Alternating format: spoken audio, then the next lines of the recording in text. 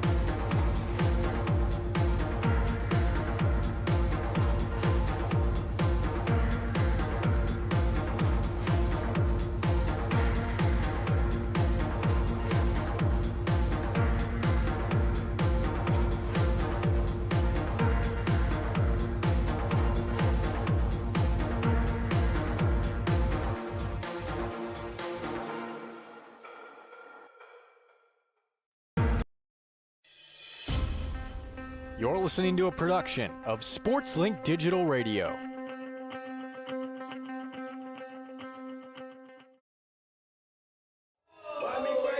We turn the calendar year over to 2024, a new school year, a new season, and it all starts right here on SportsLink Digital Radio with Ball State Soccer taking on the Purdue Fort Wayne Mastodons. Griffin Leonard, Braden Carroll, pleasure to be with you live here from Briner Sports Complex on an overcast Thursday afternoon in Muncie, Indiana, but a beautiful one nonetheless. The stands are starting to fill up, Braden, and it should be a fun start to the season with a lot of expectations for these Cardinals. Everyone's excited to be here. It's the first fall season athletics event here in Muncie. Students are starting to come back. The fans are here. It's going to be a great match between two teams that are looking to start off their season with a bang. Ball State, certainly a lot of expectations for the home side. A really good last season. It started slow. They really found their groove in the MAC schedule where it looked like going into the Mid-American Conference tournament that there were serious championship aspirations. Those aspirations fell short to Ohio, the eventual champions. They bumped out in the first round, but come back with a talented squad trying to have a better season, and it all gets started right here today. Come back with a talented squad, and you have so much to build on. Like you said, it was an early, rough start to the season, and then once MAC play gets going, the Cardinals got going. At home, 6-2-1 on the year, 6-2-3 in the conference, and it was a noble loss in the conference tournament to an Ohio team that would make it all the way to the NCAA tournament, and there's so much to build off of here with Coach Reif's squad. Every year, you're going to have some roster turnover. You're going to have some additions. You're going to have some departures. A couple of big departures for this Ball State squad into the new season. Goalkeeper Bethany Mosier and attacking midfielder Lexi Fraley, two big ones. Bethany Mosier heading off to Milwaukee and Fraley heading to Big Ten foe Purdue. But the Ball State team, they've got a lot of new additions, transfers like Addie Chester, like in the defensive line, Delaney Ahern, and some opportunities, not just for them, but for the freshmen to get in, get comfortable, and find their spot in this side. When you lose two great players to the transfer portal like Fraley and Mosier, it's always tough to replace those spots. When you look at Bethany Mosier, she was 4th in the MAC last season in save percentage and 1st in saves per game with almost 6 saves every time that she hit the pitch. Those are tough positions to fill, but this is a team that was able to reload, both with a lot of freshmen coming in this season and getting some players in the transfer portal. There are a lot of aspirations with this squad, and I'm very excited to see where they are able to go with a fresh roster. Yeah, Ball State returns 8 or 9 players that were consistent starters last season. They're not all in the lineup today. We'll get you your starting lineups here in just a couple of minutes. But quickly on Purdue Fort Wayne, the visitors today from just up north of I-69, coached by Jason Burr. They've got a talented squad, and it's a lot of veteran talent. A few of their top goal scorers coming back for their 5th year after they lost their starting goalkeeper and a couple of big goal scorers. And for them, this is a season all about rebounding. Last year was kind of an off year for the Mastodons, 5-7-6 on the year, and that's off of 2022 where Coach Burr was the Horizon League Coach of the Year, and they were a 9-4-6 squad, so a little bit of a downward turn last year, and they're looking to just go right back in the trajectory that they were at 2 to 3 years ago. Yeah, when I talked to Coach Jason Burr yesterday before the game, he told me that for a PFW team that had so much success in 2022, they were so focused on the end goal going into last year, they missed certain opportunities to grow as the season went on, and they feel like coming into 2024, they have to build off of those opportunities. It's a newer group. They've got some of the same talent from that 2022 team, but after a disappointing season last year, they're trying to find their way back into the Horizon League fold. Certainly a tough conference with the likes of now a team that's going to be headed by Bethany Mosier, the goalkeeper position in Milwaukee, that always manages to be pretty dominant in the Horizon League. PFW will certainly have a tough conference schedule, but a difficult non-conference opponent here in the Ball State Cardinals to get things going. Ball State featuring the brand new red kits as the two teams get ready to head on to the field. Lineups and national anthem coming, but for these Ball State Cardinals, just an opportunity to really get the season started on the right foot. They'll have a few fresh faces into the lineup. And I know Coach Josh Reif, Braden, was really confident about coming in, having a lot of talent. He said the preseason went really well, and now it's finally that time after all the training, all the work, to put it all out on the pitch today. Well, Coach Reif really believes that this freshman group especially that's coming in is going to make a huge impact and bring some energy to this squad. He's looking to see this squad pick up where they left off, and everybody's bonding really well. A great preseason for this unit. There's a lot of excitement here in this out-of-conference schedule for Ball State. They're going to get to punch up and play some really good competition before they head into the MAC. They have Indiana, Butler, and Michigan after this. They're going to get some great experience before they're heading into MAC play. Yeah, certainly a very difficult non-conference schedule coming up, to say the least. They have Indiana, as you just mentioned, right back here on Tuesday, and that game will be at the Briner Sports Complex on ESPN+. But the home opener is where it all gets going. Community Day here at Briner Sports Complex, and the fans have certainly turned out. The school year hasn't even started yet, but it's time for the Ball State sports calendar to begin. The team's walking out onto the field here at SportsLink Digital Radio and the Ball State Sports.com. We're happy that you're joining us on this Thursday afternoon. We're going to step aside really quick as we get ready for lineups and anthem. We'll be back with your starting lineups and kickoff from the Briner Sports Complex. It's the 2024 season opener. Ball State Soccer takes on Purdue Fort Wayne right here on the SportsLink Digital Radio Network. For the best stories, access, and coverage of Ball State sports, follow SportsLink on social media platforms Twitter, Facebook, Instagram, and Snapchat. Search @BSU SportsLink. American Pest Pros is the official pest control partner of Ball State Athletics. We protect your home or business and guarantee year-round protection from insects and pests. Ask about our Ball State special, available to all Cardinal fans. Our pest control program is the safest and most effective in the industry. Even if you tried a different service and it didn't work, we'll fix your problem, guaranteed, or your money back. Visit AmericanPestPros.com. That's AmericanPestPros.com. And don't forget to ask about our Ball State special. Your home for live Ball State sports, streaming right in your timeline. This is SportsLink Digital. Ball State fans, who needs batteries? Your locally owned Battery Masters have batteries for cars, boats, golf carts, cell phones, watches, key fobs, Pay-Per-Go toys for kids, and more. Bring your rechargeable batteries back to life for drills, shavers, dustbusters, and more. All Ball State fans receive a free battery checkup. Just mention Charlie Cardinal. Battery Masters is conveniently located on the corner of Walnut and Centennial, next to Mini Trista. Check us out online at batterymasters.com. Go Cards! SportsLink is the official production partner of Ball State Athletics. All the chirp you can handle. Whether you're getting ready for the big game or getting ready for the workday, you always want to start with confidence. Cintas has the essential products and services to help businesses provide a clean, safe environment for their employees and customers. With routine restocking of essential cleaning, hygiene, and safety supplies, on-site cleaning, professional uniform laundering, and testing and inspection of fire equipment and systems. Give everyone the confidence they need to start their day. Visit Cintas.com and get ready for the workday. So just how big is the Mammoth Pizza at Mancino's? How about a big 24-inch round pizza loaded with all of your favorite toppings? Made to order just for you when you call 287-1300. The perfect size for the big game, the next game, or any event that demands not only the best, but the biggest pizza you can order. And Mancino's is ready anytime. Call, wait 10 to 15 minutes, then head to Mancino's for pickup. Man, is it good. When a large pizza isn't enough, you need at least one Mammoth from Mancino's. Pepsi Zero Sugar has a new, better flavor. A Zero Sugar Cola has never tasted this good. But we don't expect you to take our word for it, so we're putting it to the test. Starting with me. My mouth is watering already, so I think we can skip the drum roll and get right to the main event. Cue the fireworks. We have an official best Zero Sugar ever. It's delicious, it's refreshing, and it's so good you'll need to try it for yourself. Trust me. Pepsi Zero Sugar. Zero never tasted so good. That's what I like. Standards. High standards. That's what sets teams apart. It's also what sets us apart at Pridemark Construction. We're not alone in holding our standards high. Ball State University is among those who do. That's why we're proud to sponsor the Ball State Athlete of the Week. High standards in everyday performance is everything in sport, as well as business. Join us in our pursuit of excellence. Join Pridemark Construction for your next building project and in our support of Ball State University's Athlete of the Week.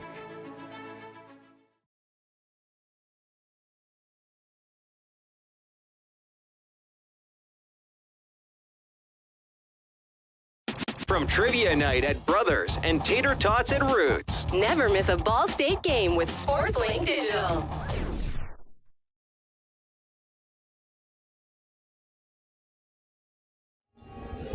Back here live from the Briner Sports Complex in Muncie, Indiana. It's SportsLink Digital Radio in partnership with Ball State Sports. It's the home opener, the season opener for these Ball State Cardinals. And this is how they come out, coached by Josh Reif. Coming out for another season here in the Cardinal and White. Here is his starting 11. Abby Jenkins from Fishers, Indiana, makes her first collegiate start. She's wearing the 00 for the Cardinals. The black goalkeeper kit, her back four. Kira Verber getting the start on the left back position. Center backs of Delaney Ahern making her first start for the Cardinals, the Mississippi State transfer. She's joined by the sophomore from St. Louis, Audrey Goodyear. Right back, Maya Millis. We head to the midfield. Katie Murphy celebrating her birthday today. She's starting at CDM. Joining her in the midfield, Caitlin Frazier and Avery Fenchel. And then the front three, Delaney Caldwell on the left wing, as we've seen her so often in the past. Emily Roper, the striker from Carmel, getting the start. And on the right wing, Addie Chester, Louisville transfer, Delta High School product from right here in Muncie, Indiana. On the other side of the ball, Purdue Fort Wayne, coached by Jason Burr, coming out for yet another season, his 11th season for the Mastodons, and here is his starting group. Jordan Imes, so long waiting in the wings behind Castaneda at the goalkeeper position. Imes gets her first start today. She's joined on the back line by Maria Velker at the left back position. Center backs of Allison Adams and Chloe Mariotti. And then the right back, Lizzie Hobb. At the CDM position, number 32, Lauren Bruchieri. And then the left midfield, Macy Taporser, followed by center midfielder Zoe Greenhalgh. And the right side, Bella Reitano. Front two, number 2, Gigi Ricciardi. And on the right wing, number 10, Morgan Gallagher. Purdue Fort Wayne and Ball State out on the pitch for what should be a great game. The Ball State faithful catching some miniature soccer balls thrown by the Ball State Cardinals as the starting 11 jogs on to the pitch. They'll work left to right here in the first half, wearing their all red kits with the white sleeves. Brand new kits for the Cardinals this year. On the other side, PFW with the white kits with the gold numbers and the goalkeeper in all green. Braden will bring you back on here. Griffin Leonard and Braden Carroll for the season opener. So these two teams take the pitch here. Any final thoughts? Anything to watch for as this match gets going? For both of these teams, I'd say the key is going to be possession. Coach Reif talked about how he wants his squad to be possession dominant and not just have possession for the sake of having possession, but utilize their possessions, take offensive control. And then Coach Burr for Purdue Fort Wayne, he's looking to attack using his width and create scoring opportunities within the first 5 to 10 seconds after winning possession. So for both of these squads, heavy emphasis on keeping control of the ball and therefore keeping control of the pitch. We will see who can establish control early on here. After a quick meeting with our head referee, the teams have switched sides. So Ball State will go right to left on your radio dial here in the first half. PFW going left to right. And as Abby Jenkins takes her position on the east side of Briner Sports Complex in goal, it's Katie Murphy standing over the ball, and she will roll it off. We begin the season. Caitlin Frazier on the ball for the Cardinals. They push it quickly left side. Delaney Caldwell, who works herself onto the left flank. She's dribbling, kind of letting the ball roll between the feet, passes it back to Millis. Millis, wearing the captain's band, slides it centrally to Caitlin Frazier. She has to back it up. Goes back to Caldwell, who's making a cut. She'll go from distance. It's palmed away, squirting loose in the sixth, and it's gloved in the end by Jordan Imes. An early shot from Caldwell that looked like it might have found the back post, if not for the goalkeeping effort. And that's a great start for Ball State. Put the pressure on Purdue Fort Wayne defensively early and keep them on their toes. Instant pressure coming from the Cardinals. They get a shot on goal, and now the drop kick is away. Midfield possession and pushing it to the right side. It is Gigi Ricciardi. She'll shoot a line drive ball into the 18. Miss-hit clearance, but it's out for a corner kick. Kira Verberg the first to it with her left foot, but it was off her shin, out of play for a corner. Early chance here for Purdue Fort Wayne. This squad had 61 corners last season. They heavily rely on these opportunities to put the ball in the back of the net. Both teams coming out firing in the first minute and change of this match. First set piece of the day from the PFW Mastodons. It'll be from Jenkins left. It curls in, out swinger. Headed away, still loose, top of the arc, half volley effort, and it blazes high. That was the defender. I believe that was Maria Velker who blazed that one high, or rather Allison Adams, who missed by probably 5 feet. How about both these squads opening up their first offensive possessions, already taking shots, and you can see it. They want possession and they want to take control. Goal kick from the left side of the 6. Jenkins boots it away, and now it pops out and is collected by Mariotti.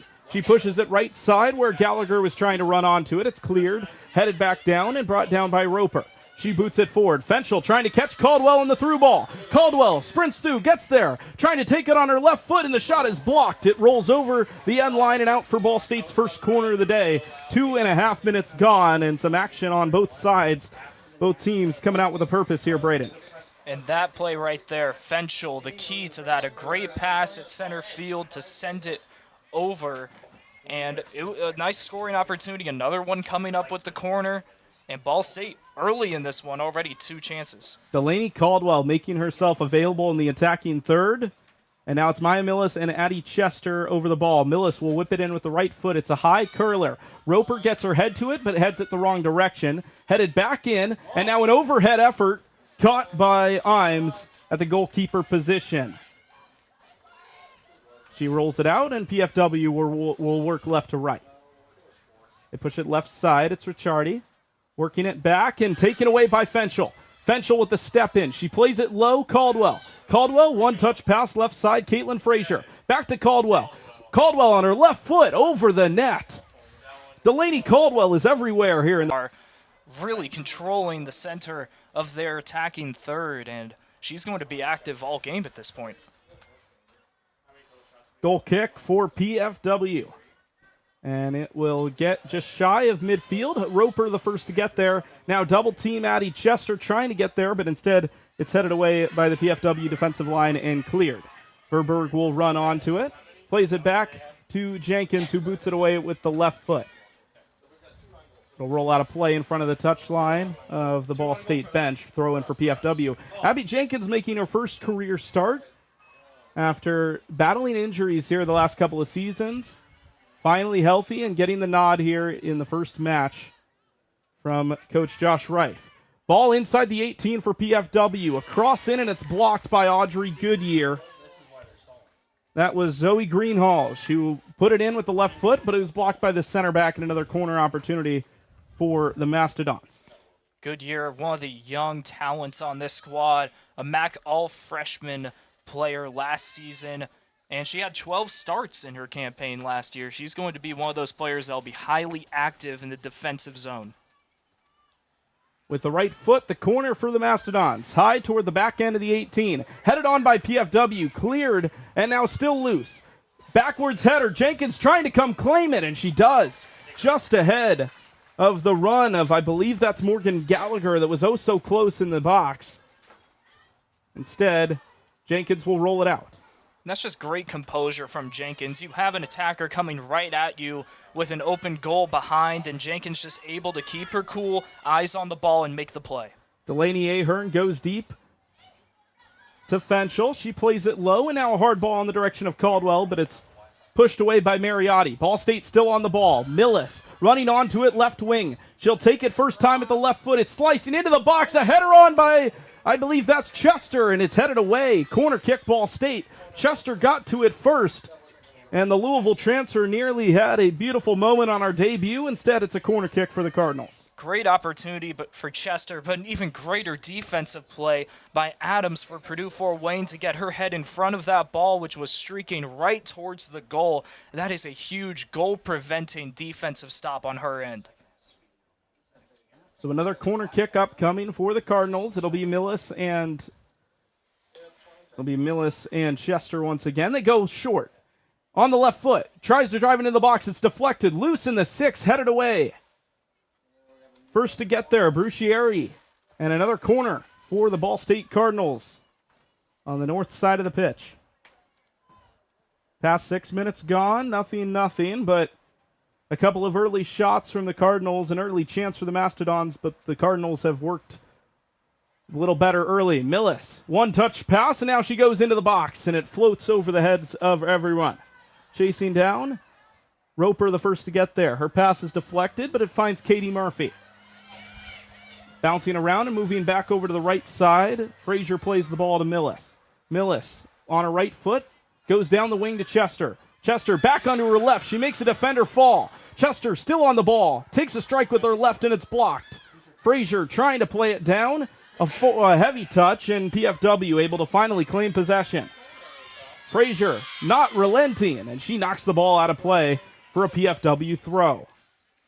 And for the ball to go out of play, not the worst situation for Purdue Fort Wayne. You just ended up in a defensive standstill, able to end up with the possession change. Now you can slow it down a bit and recuperate to get an offensive attack going.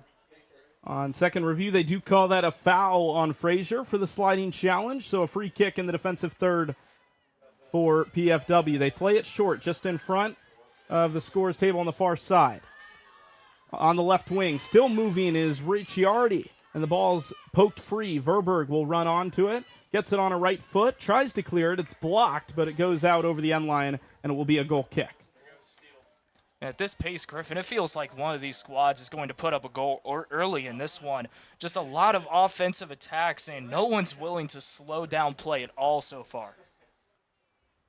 Jenkins will play it short on the goal kick. Ball State working right to left in the red uniforms. 8 minutes gone in the first half, and the first game of the Ball State 2024 season. Still no score at Briner. Ahern will play it back to Jenkins, and Jenkins right back to her. High press coming from the Mastodons. When I talked to Coach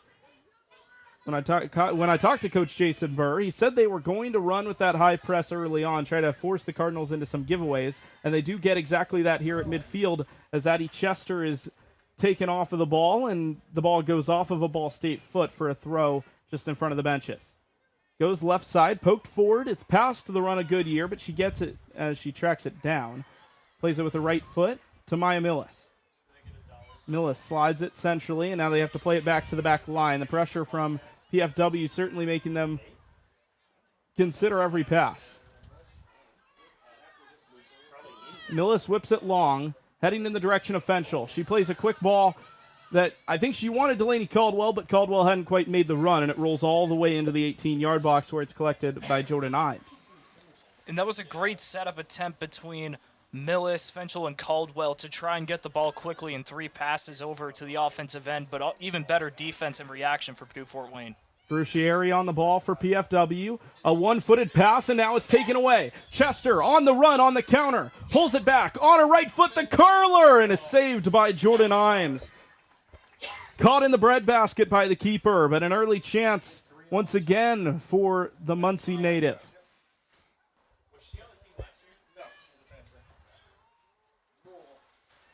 Booted away by Imes all the way down to midfield, while Roper will head it down to Caldwell. Ball State winning the 50-50 battles off of goal kicks early in the midfield. Katie Murphy plays it to Ahern, who takes a strong touch, nearly loses the ball. It's loose and tracked down by Frazier. And Ratano was all over it. But Ball State keep possession. It's Frazier pushing it right side, Verberg. Kira Verberg getting the start today at the right back position. She plays it to Chester, who has some room down the right wing. Fenchel and Caldwell tracking into the box. Chester on her right foot. Plays a line drive ball, but it hooks out for a goal kick. On the outside of the boot, didn't get the curl she wanted, and it will be tame in the end. And she was looking for Caldwell on the far end of the box there for a send down there in the attacking area. Just couldn't get the pass online, and Purdue Fort Wayne able to hold off Ball State for momentarily. So another goal kick for Imes, who with a hop delivers the ball. Line drive, didn't get any bit of air under it. It's off of her left back in Maria Velker and out of bounds. So a throw in the attacking third, a dangerous throw. Verberg will trot forward to make the long throw.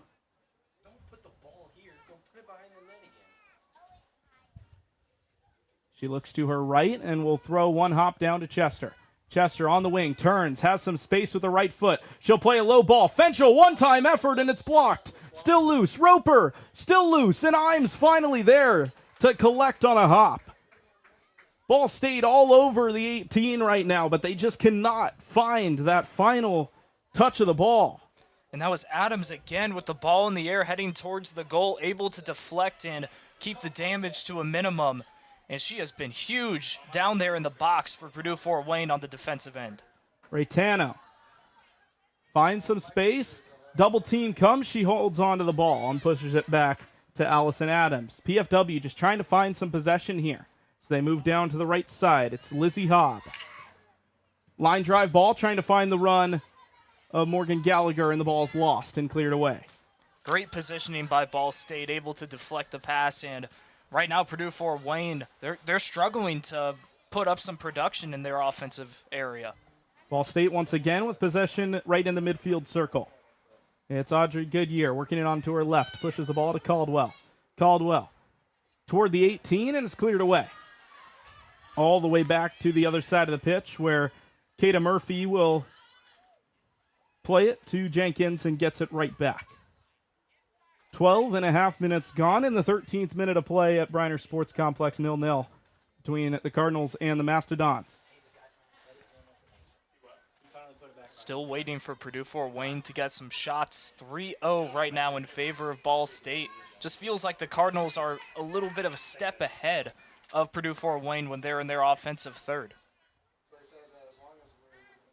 Ahern with some space. Opts to pass it back to Jenkins. As we mentioned, Abby Jenkins making her first career start for the Ball State Cardinals, but not the only goalkeeper today making their first career start. Jordan Imes making her first start in the Mastodons uniform after being the backup for so long. The Middle Tennessee State transfer, waited in the wings with the Blue Raiders for 2 years, didn't get any action, transferred to Fort Wayne, and just got a couple of minutes here and there last year with the ever so difficult Castaneda in net for the Mastodons.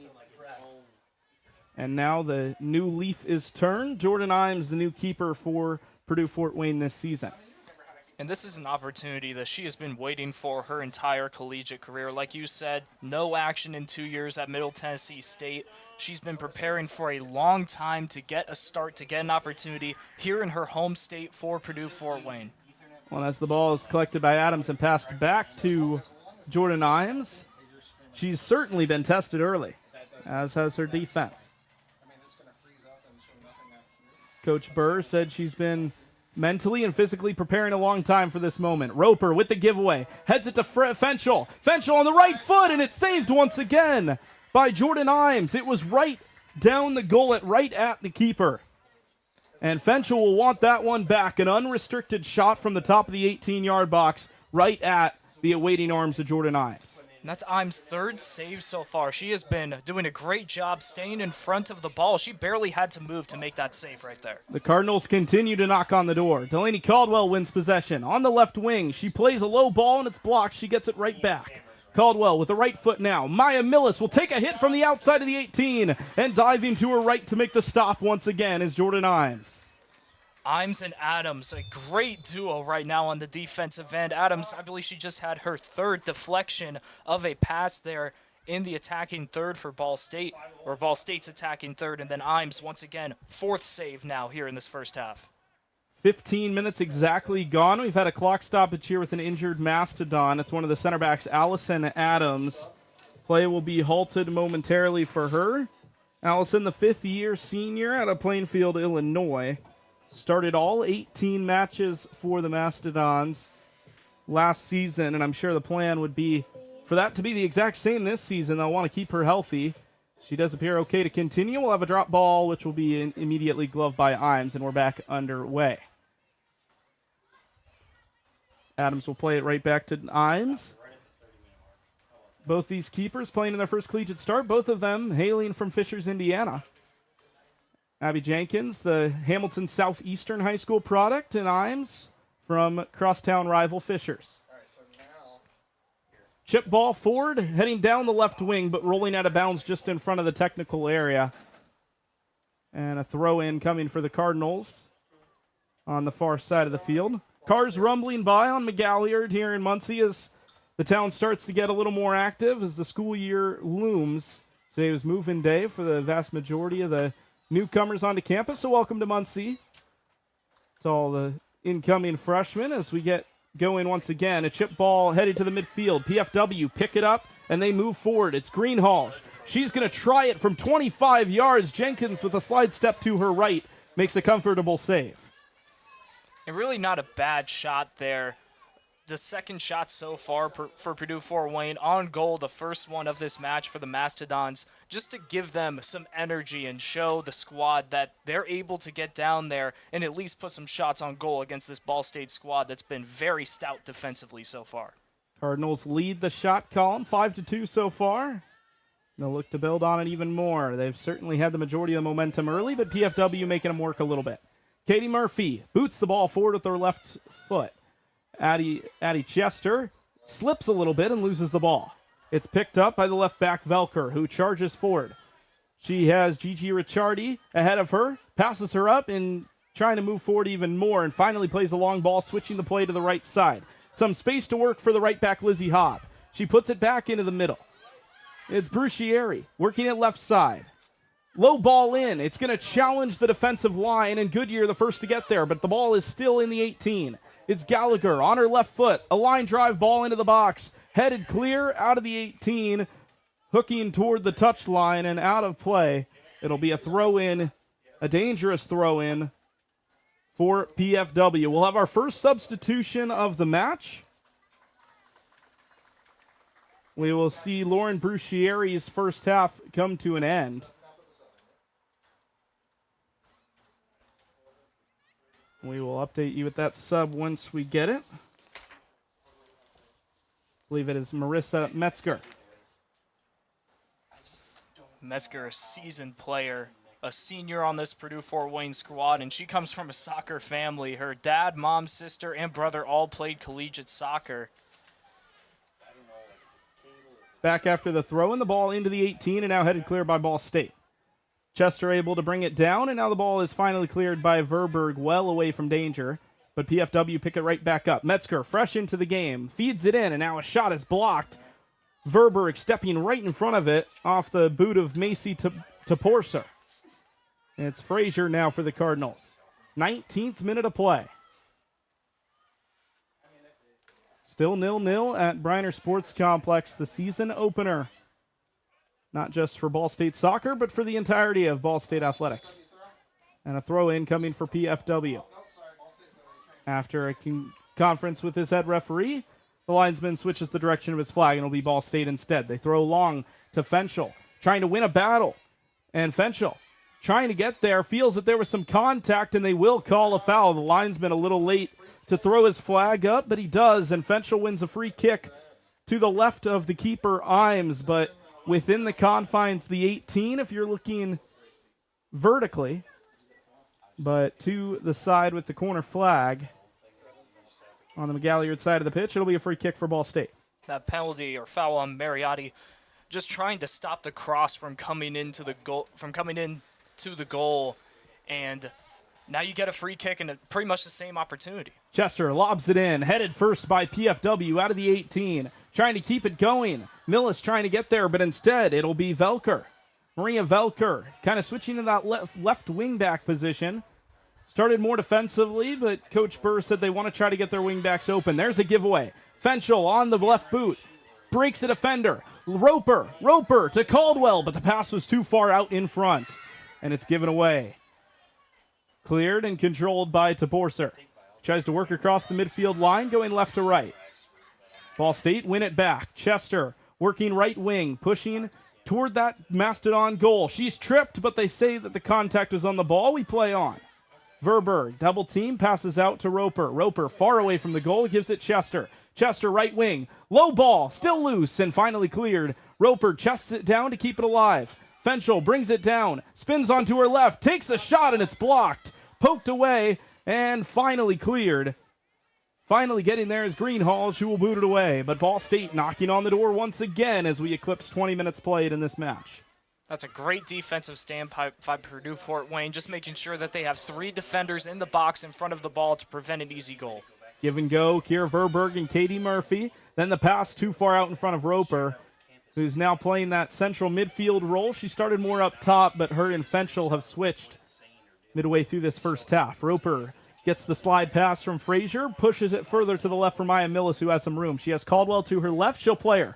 Caldwell trying to sprint onto the ball. Gets there, palms it down, and now will take a fake shot with her left foot, plays it in with the right. Streaking onto it and just unable to get there was Roper, who puts her hands on her knees in frustration as the ball rolls harmlessly out of play over the touchline. And a substitution either side now. We will see a substitution for PFW as Macy Taporser comes out of the game. And an opportunity for Adriana Rayner to make her first impact. Throw-in coming for PFW. We had another sub on the Ball State side as it was Kira Verberg being substituted out for the first time. Ball State have possession and now give it away at the midfield line. Trying to send a run forward. Caitlin Frazier wins it right back. And now they work it to Chester. Chester with a step over, brings it back onto her left foot, beats the defender. On her right now, into the 18, cuts it onto her left. Addie Chester trying to do it herself, and the shot is blocked. Once again, all the way to a shooting position, but the last gasp effort from the defensive line, making the block and keeping the ball away from Jordan Imes in goal. Incredible run right there by Chester, single-handedly getting the ball into the box, but again, Purdue Fort Wayne, 3 defenders in front of the goal, very hard to win a 1v3 in that situation, and the Mastodons hold again. Ball up for grabs in the corner, Ball State win it. Line drive, ball left side, blocked, and finally cleared once again. Frazier brings it down with the right to try to keep it in the area, but the first to get there after the touch is the Mastodons, and they clear it away. It'll be chased down by Ahern. Kira Verberg came out of the game, as I mentioned a minute ago. She's replaced by a fresh face to this Cardinal team, Ainsley Schofel from Mason, Ohio. And a stoppage here. I believe we have a player down on the far side in the PFW defensive half. It looks to be Maria Velker. That's a key senior for this squad down there on the defensive end. Hate to see her down. She's one of the leaders of this squad that Coach Burr has really emphasized the senior class for Purdue Fort Wayne that's been waiting for this team to reach their peak. And you hate to see an injury here in the first match of the season. Well, with the player down and the heat here in Muncie getting to be high, we'll take a quick hydration break, and we'll be back in 60 seconds right here on the SportsLink Digital Radio Network. American Pest Pros is the official pest control partner of Ball State Athletics. We protect your home or business and guarantee year-round protection from insects and pests. Ask about our Ball State special, available to all Cardinal fans. Our pest control program is the safest and most effective in the industry. Even if you tried a different service and it didn't work, we'll fix your problem, guaranteed, or your money back. Visit AmericanPestPros.com. That's AmericanPestPros.com. And don't forget to ask about our Ball State special. Ball State fans, who needs batteries? Your locally owned Battery Masters have batteries for cars, boats, golf carts, cell phones, watches, key fobs, pay-per-go toys for kids, and more. Bring your rechargeable batteries back to life for drills, shavers, dustbusters, and more. All Ball State fans receive a free battery checkup. Just mention Charlie Cardinal. Battery Masters is conveniently located on the corner of Walnut and Centennial, next to Mini Trista. Check us out online at batterymasters.com. Go Cards! Back here live for the conclusion of the first half, SportsLink Digital Radio, and we're back underway. Couple of substitution for the Cardinals. Caitlin Velo into the game for Caitlin Frazier, and Elena Quinn will substitute in for Avery Fenchel, who takes a seat for the remainder of the first half. Fenchel had a couple of good chances, but will get a little bit of a break before the second 45. A throw-in just at the midfield line on the far side for the Ball State Cardinals. And Ball State has been so active early in this first half, controlling the offensive end. Shots, they're leading 10-2 over this Purdue Fort Wayne squad. They're just pushing the pace, and eventually one of these shots is going to hit the back of the net. Roper finding Chester on the run. Into the attacking third. She pushes it left side for Caldwell, who takes a touch, brings it onto her right, cuts it onto her left. A sliding challenge for Caldwell, still with it. Loose right on the end line, and it's pushed out for a corner kick. Delaney Caldwell has threatened so viciously here in the first half and has won the Cardinals another corner kick as we head toward the 25th minute of play here. And you have to give credit to Adams and Hobb there for Purdue Fort Wayne. Adams, she's been in front of the ball all match long so far, able to prevent and send a corner, which for Purdue Fort Wayne, best case scenario with the ball in the box before it went out. It'll be two over the ball. Maya Millis, who hands it to Chester. Chester will work with Millis to her right. Chester still on the ball, trying to work it on the end lines. Low ball, and it's blocked, I believe, by one of her own players. It was a quick poke by Elena Quinn, who's into the game, had her first action, and nearly found something. Roper headed on in the direction of Velo, and now finally cleared, but blocked. Still loose on the top of the 18. A collision of bodies, and the ball rolls over the touchline. Both players pop up, and they appear to be all right.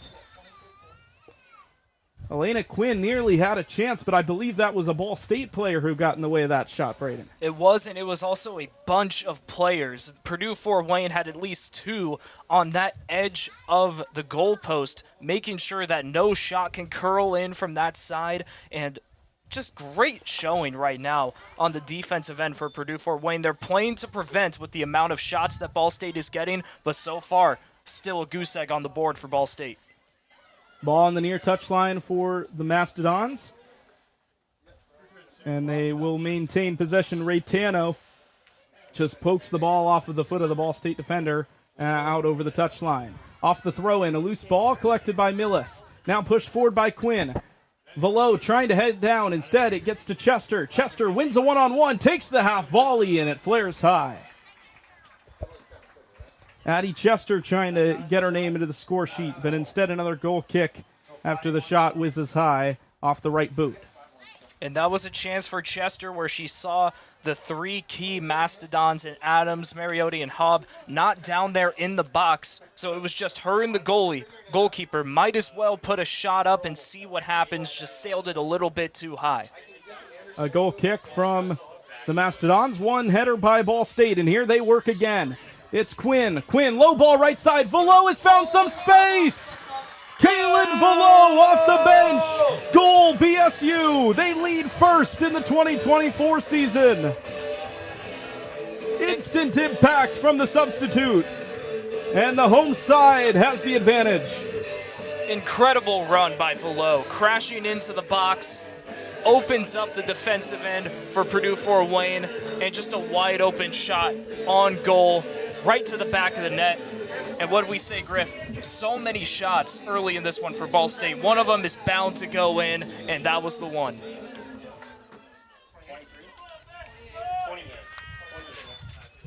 So back underway here, 1-0. The Cardinals strike first off the boot of Kaylin Velo. And Ball State lead.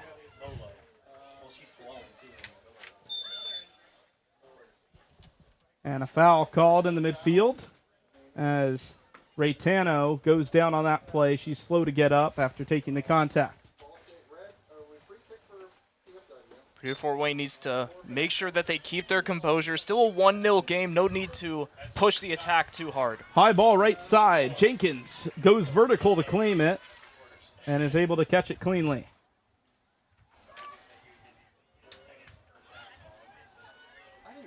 Possession in the defensive line for Ball State, trying to work right to left, and now they push it forward. Below, after finding her name on the score sheet, able to work the ball out of bounds off of the foot of Allison Adams, and a throw-in coming for Ball State. A couple more substitutions. For those new to the college soccer substitution rules, you can come in and out in both halves. So these players coming out can come back in for the start of the second half. And we have another double substitution as Emily Roper and Delaney Caldwell make way. Will be the first action we see out of LG Moncrief, as well as Tori Monaco. Ball's pushed right side. PFW finding some possession after the goal from Ball State.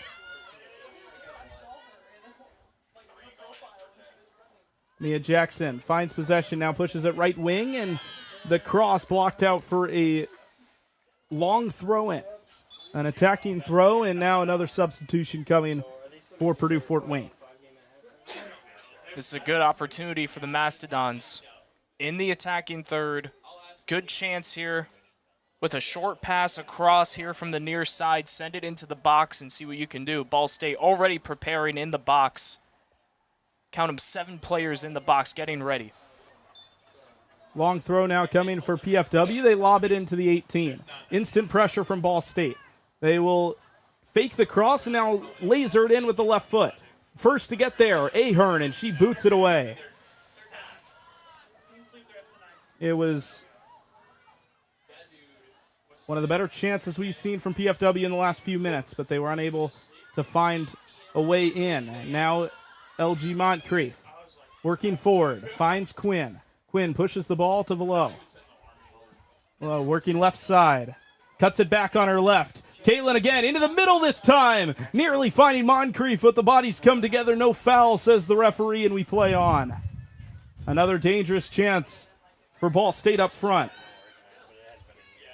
And a great unselfish play by Velo to pass it into the 18 and put up an opportunity. Just an even better defensive stop by the Mastodons. Forward ball, Mia Jackson working right wing, cuts it onto her left, stepping in and making the challenge is Goodyear.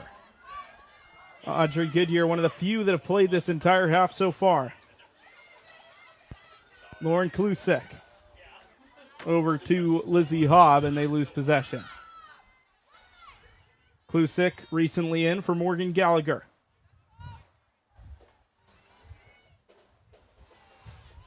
On the left side of the defensive line, booted forward by Mariotti.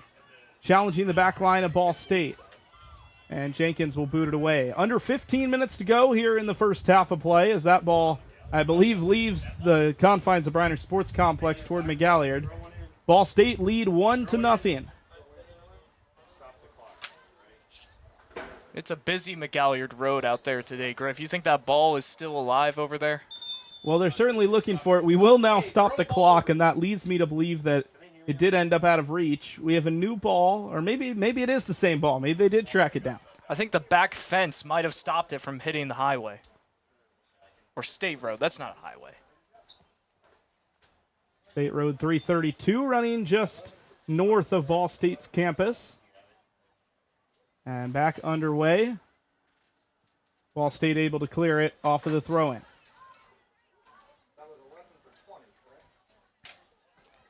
Throw-in coming for PFW once again on the midfield line. Works quickly out of play, and this time it will go to Ball State in the red. They throw in quickly right side. Trying to bring it down at the right foot.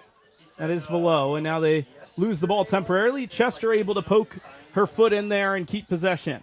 Katie Murphy, the central defensive midfielder today for Ball State, pushes it to Goodyear. LG Moncrief tries to go quick with the pass, loses possession. It's swept away by Klusek. Moncrief trying to win it right back. A lot of contact, and finally a foul comes in just low of the midfield line, and a free kick coming in the center third for the Mastodons. They go short, given away. Quinn loses it right back, and PFW trying to just find a little bit of space to set something up. It is Klusek. Now wearing the captain's armband, Lizzie Hobb. Ball's driven low and intercepted by Maya Millis, but PFW get it back. Quick one touch and go pass in. An opportunity. They push it into the 18. Just getting there to disrupt for the slightest of moments is Schofall. And Schofall just dinks it back to Jenkins and saves what could have been the biggest chance of the game for PFW. And that was a great chance by Purdue Fort Wayne. Just not able to beat the defensive advantage Ball State had. A 2v1 down there if you include the keeper, and just not a great opportunity for the Mastodons to really be able to do anything with nobody sneaking behind the attacker. Play getting very, very scrappy here in the last 5-10 minutes or so, and a throw in just in front of the adjacent scores table for Ball State. Long throw in the direction of Chester, but it's instead headed by a Mastodon, and it will roll just over the touchline. It will be a PFW throw-in, and another substitution coming for the visitors. Purdue Fort Wayne, you still have 12 minutes here in this first half. Still plenty of time to put up some opportunities on goal.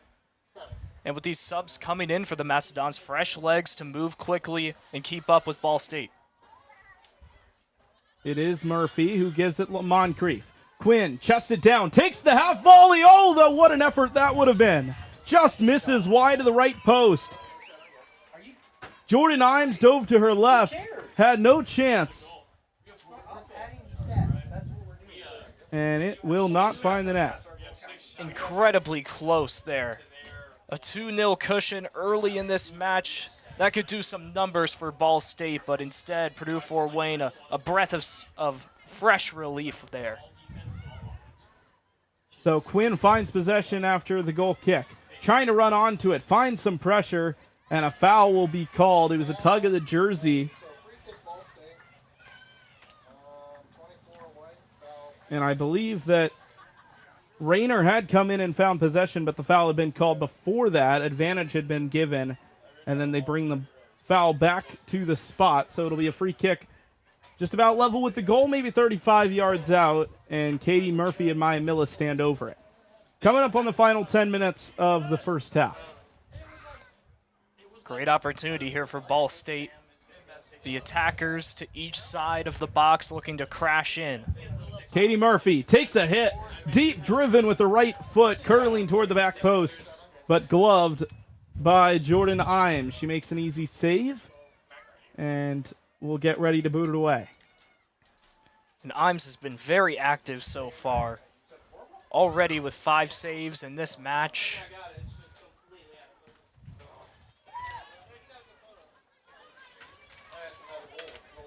Possession for the Mastodons, working on the left side of the defense. A foul will be called on Ball State as Monaco gets called for the contact. PFW content to work quickly here. They move left wing. It's the substitute, Rayner, pushing it left side. And now cross blocked. Getting it back is the Mastodons. They have to work it out. Monaco, and that's Chester now defending. And Chester wins possession. She pushes it to Velo, double team, but works out of it. And now a long booted ball away will slow things down and clear the danger. 9 minutes to go. Purdue Fort Wayne still plenty of time to get going. And Coach Burr talked about wanting to win possession and get going within 10 seconds on the attacking end. And so far, just things have not gone according to plan. Ball State's defense holding firm and forcing Purdue Fort Wayne to take awkward passes to just try and get the ball down there. 36th minute. The ball is pushed long, and Schofel will just kind of guide it into the corner, let it roll over the touchline, and a Ball State throw. Ainsley Schofel, one of the new freshmen on this Ball State team, hailing from Mason, Ohio. Same hometown as former Cardinal goalkeeper Bethany Mosier. And a PFW throw on the far touchline. Schofel puts her right foot in there, takes away possession, and PFW will reset at midfield. Allison Adams, one of the few Mastodons that started this match that is still in, gives it right side to, that's Geik, who just came in. Deep strike, didn't really have a chance as Abby Jenkins able to get there first, but an opportunity for Rayner, just took it from about 30 yards out, and it would have had to be perfectly placed. Took a couple of hops straight into the keeper's arms. And you'd like to see Purdue Fort Wayne wait a little bit for the offensive end to develop before they take a shot like that so deep, but Ball State's defense has just held so strong so far, staying in front of the ball, and really not many chances so far for Purdue Fort Wayne. Goodyear goes to Quinn, who gives a one-touch pass to Millis. Millis to Chester. Chester, who started on the right wing, now playing it a little more centrally. Gives it right side, and now a one-touch pass from Moncrief. She loses possession, nearly wins it back, and now an errant pass from PFW is picked up by Murphy. Katie Murphy, a long ways out, plays it low in the direction of Velo, but the run was not being made, and it rolls over the end line. 7.5 minutes to go in the first half, and a goal kick for PFW. A substitute once again each side. It's going to be key here for Purdue Fort Wayne to try and keep the ball in their attacking third and in Ball State's defensive third, because it just feels like the Cardinals, when they get possession and they're able to cross that center line so quickly, they can crash in and all of a sudden, boom, they're in the 18 and they have a scoring chance. Purdue Fort Wayne just needs to play prevent ball here, and if you can get it on your attacking side with a scoring opportunity, take it. For Ball State on the other side, it's one of the new Texans on this Ball State roster. It's Napieralski. And PFW with the ball in their own 18-yard box. Not a whole lot of pressure from the moment for Ball State. And Allison Adams with time enough to take a touch with the right foot, play it forward. Ball goes right side to Lizzie Hobb, who goes back to her keeper.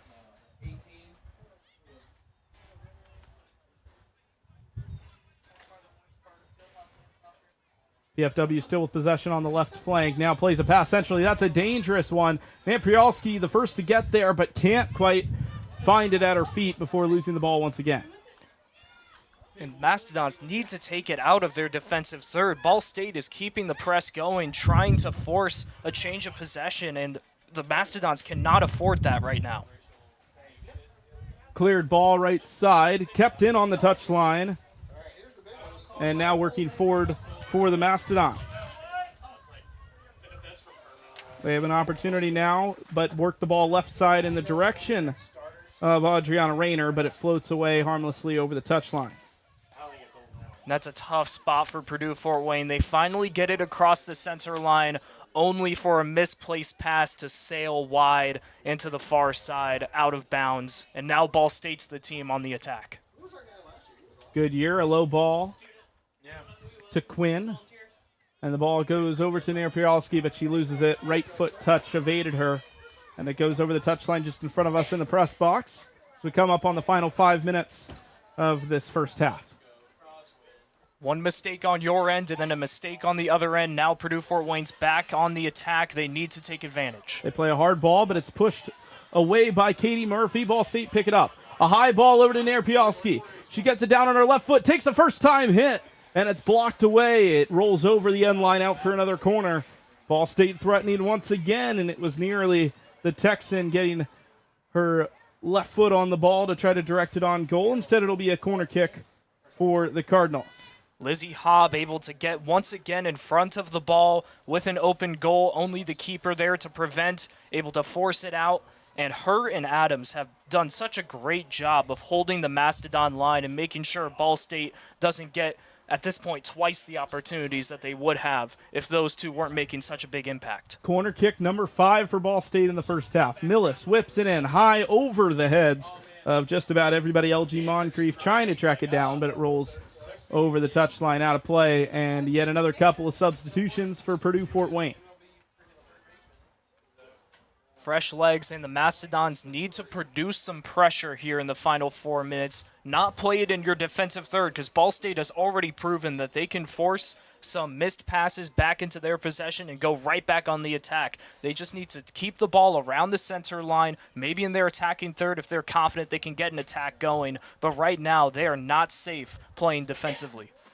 High arcing throw, but they'll call it back and give them a do-over. I don't think the throw is taken. I think it was taken too early with the substitutes coming in, and now the ball whisked away out of play, a Ball State throw. Schofel will throw it forward, headed on, and now Moncrief loses possession at the central midfield. Going the other way. An opportunity for the Mastodons late in the half. It's Rayner going right side. Hansen picks it up. Haven't called her name much since she came off the bench, and her cross is blocked by Goodyear. Ball put high up into the air. Hobb the first to get there, but it rolls off her right boot, out of play. A throw in for Ball State. Final 3 minutes of the first half. Cardinals strike first, trying to hang on to their first half lead before the break. That was great reaction time from Ball State defensively. Purdue Fort Wayne forces it into their attacking third, and then boom, Ball State 4-2 advantage, able to prevent. PFW wins possession off of the throw. They'll go all the way back to their keeper, and Imes will push it right side to Allison Adams. Adams, the center back. She plays it to Lizzie Hobb. They go forward now.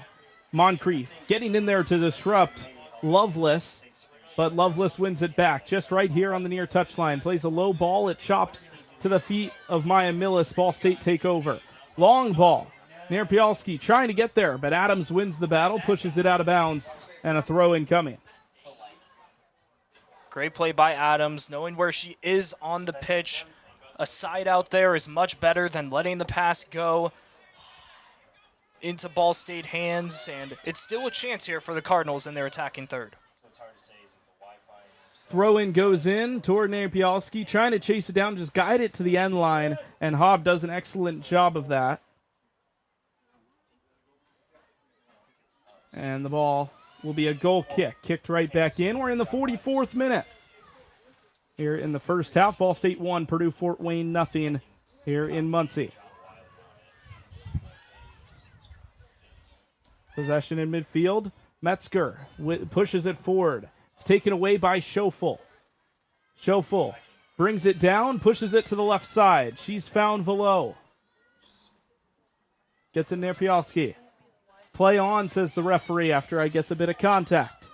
Ava on the left wing. Chips it left foot. Loose ball in the 18. No one really claimed it, and finally cleared away on the back post by Purdue Fort Wayne. 1 minute remaining. Final minute of the first half. Katie Murphy fighting and unable to win possession.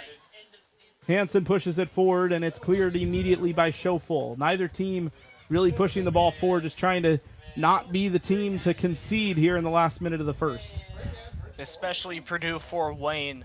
At this point, just keeping it in your defensive end, closer to the center line preferably, and making sure every pass is clean.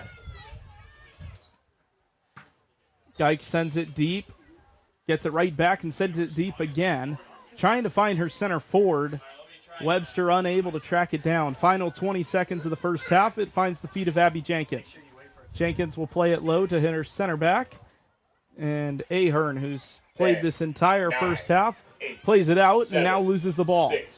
Last second chance for PFW. It won't be, as Goodyear finds herself with possession, and time runs out in the first half. Ball State with more shots in the first half, and they find the first and only goal of the first 45. Ball State 1, Purdue Fort Wayne nothing. We'll take a quick break And when we get back, some halftime coverage here from the Briner Sports Complex in Muncie, Indiana, on the campus of Ball State University. It's Ball State Soccer here on the SportsLink Digital Radio Network and ballstatesports.com.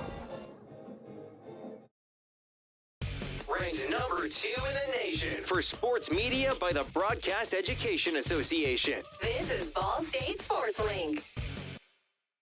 Victory Honda of Muncie. We're not just another car dealership, and here's why. We stand behind every car we sell and are dedicated to helping our customers save time and money. All our pre-owned cars undergo a rigorous 182-point inspection and come with a 90-day warranty to ensure that you're getting a Victory quality vehicle. Plus, you'll get 2 years of complimentary oil changes and tire rotations. We're part of a top 15 dealership group and have an enormous selection of vehicles with access to inventory at over 45 locations. You always get more for your trade and the best possible rates with us. We have an excellent relationship with hundreds of lenders. Our exclusive Car Doc maintenance and membership program will help you save hundreds of dollars in the process of maintaining your vehicle. Lastly, our state-of-the-art body shop and certified technicians perform high-quality repairs and paint work on most vehicle makes and models. Victory Honda of Muncie. We're not just another car dealership. The best stories in Ball State sports, plus live broadcasts right in your timeline. Follow us at BSU SportsLink. The Hampton Inn of Muncie is the official partner of Ball State Athletics. Ask about our Ball State special, available to all Cardinal fans. The Hampton Inn is one of Muncie's finest hotels. Come enjoy our free breakfast, free Wi-Fi, and fresh Hampton beds waiting for you. Less than a mile away from Ball State campus. Don't forget to ask about our Ball State special. Search Hampton Inn of Muncie online at munciesweets.hamptoninn.com. At munciesweets.hamptoninn.com. From the bell tower to your smartphone, anywhere in the world. Never miss Ball State sports with SportsLink Digital.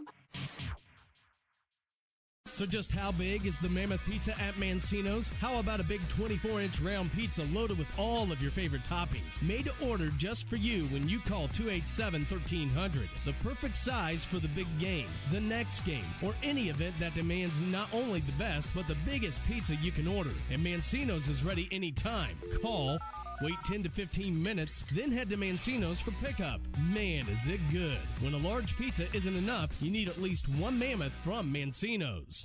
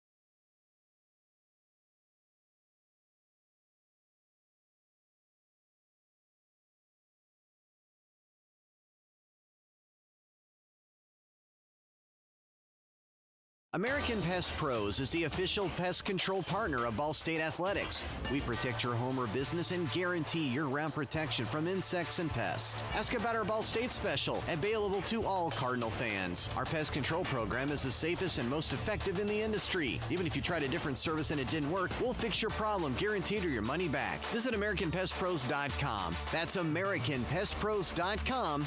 And don't forget to ask about our Ball State special. Ball State fans, who needs batteries? Your locally owned Battery Masters have batteries for cars, boats, golf carts, cell phones, watches, key fobs, pay-per-go toys for kids, and more. Bring your rechargeable batteries back to life for drills, shavers, dustbusters, and more. All Ball State fans receive a free battery checkup. Just mention Charlie Cardinal. Battery Masters is conveniently located on the corner of Walnut and Centennial, next to Mini Trista. Check us out online at batterymasters.com. Go Cards!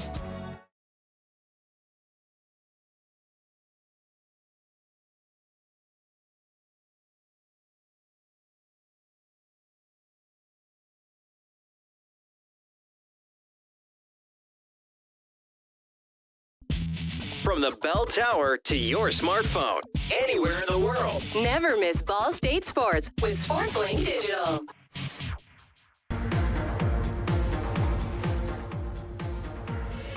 Welcome back to our halftime coverage here at the Browner Sports Complex. It's the Ball State Cardinals and the Purdue Fort Wayne Mastodons. Looking forward to another good half of coverage here, but first let's recap the first. Griffin Letter, Braden Carroll. Ball State got off to a very hot start, Braden, but were kept off the score sheet for a very, very long time before Velo finally broke through midway through the half. And it just felt inevitable at some point that Ball State was going to end up with a goal on the board before the halftime break. Purdue Fort Wayne spent almost the entirety of the half just on their toes trying to play prevent in the box. And, you had Adams, Hobb, and Imes very active down there for Purdue Fort Wayne, able to get in the way of some great shots on goal from the Cardinals. 6 saves by Imes, but one of them squeaks through, and that's the difference in this one so far. And for Ball State, they're looking to put more on the board with how this is going. I'm sure that Coach Reif is preaching to his squad, don't take the foot off the gas pedal just yet, because we're breaking through their defensive line so far, but Purdue Fort Wayne has been able to hold off for the most part. Yeah, you mentioned the keeper, Jordan Imes. You mentioned Adams and Lizzie Hobb, the only 3 Mastodons to play the entirety of the 45 minutes in the first half, but they made arguably the biggest impacts. Just not a whole lot offensively for PFW, and a lot of that comes down to the defensive discipline of Ball State. We had Delaney Ahern and Audrey Goodyear both played the entirety of the first half, and they both looked very, very comfortable in the defensive third. What you always see from Ball State, or you seldom see from Ball State, is a non-advantage in the box. You almost always see this defense set up with at least 4 or 5 players in the box when the opponent comes attacking, and that's what we've seen so far. Purdue Fort Wayne, they've been attacking usually with 2 or 3 players down there, and then Ball State is playing prevent in the 18, 5 to 6 players just waiting for the shots to come. And Purdue Fort Wayne, they've just been forced to pass out, take awkward passes, a lot of interceptions so far by the Cardinal defense, and Purdue Fort Wayne, they're getting outshot and so far outplayed.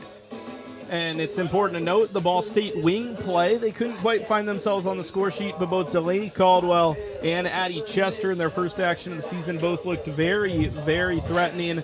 Multiple chances for the both of them that if it weren't for the heroics of the defensive line, as we talked about, this game could be very far and away from 1-0, but Caldwell and Chester have been very, very dangerous for this Ball State team in the attacking part of the pitch. They've really showed their talent. Chester, fresh from Louisville, she is showing why she is one of the most hyped players in the MAC conference right now. I mean, there was one chance where she went solo into the box from just about the center circle and made a great attack on ball, almost on goal. They have really stepped up here on the offensive end for Ball State, and they're one of the main reasons that Purdue Fort Wayne has had to be on their toes in the box this entire match. Yeah, both teams getting in a lot of players, a lot of substitutions in the first half, trying to get people game time. I expect a bit of that to continue in the second half, but as the match wears on, both teams, of course, will play for the win. But an opportunity for both of these teams to see some fresh talent. I've been very impressed with both of the keepers playing in their first collegiate starts, and we'll see where they can both improve, as well as the rest of the lineups where they can improve here in the second half. Ball State has been putting in the work off the pitch as well, and for a quick look at how training has been going, let's listen to some mic'd up coverage from Ball State training. Don't say anything outrageous today. I'm mic'd up. My birthday is tomorrow, yes. The big 2-0 on the bus. I know, I actually thought about asking Josh. Yeah, by the way, Stuart is my cat. Stuart is the best cat. Erin in the office, then there's one situation that she got somebody yelled at her. What character am I? You would want to know. I would want to know. Can you answer it? Grace, where's Grace? What character would I be? What? I could be like Jim right now. I could just look at the camera. No pain, no gain. No pain, no gain. No pain, no gain. Okay, first pass, go ahead. You got it, Carrie, good. Play good. Good ball, it's okay. Can we switch to Birdie? Dilly. Oh, shoot. Good shot! Karina!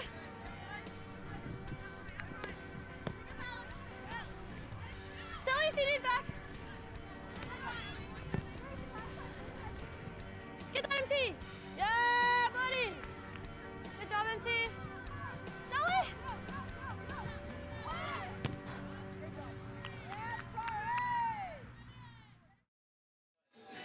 There you go. There's some mic'd up coverage from the training sessions leading up to the season. Excited for more to come as we get this season going. Ball State lead 1-0. Griffin Leonard, Braden Carroll. We're going to step aside for just a couple of minutes here. Just about 4 minutes up on the board till the second half is set to begin, and an entertaining 45 minutes, I assume, upcoming. 1-0 Ball State leads over the Mastodons of Purdue Fort Wayne right here on the SportsLink Digital Radio Network and at ballstatesports.com.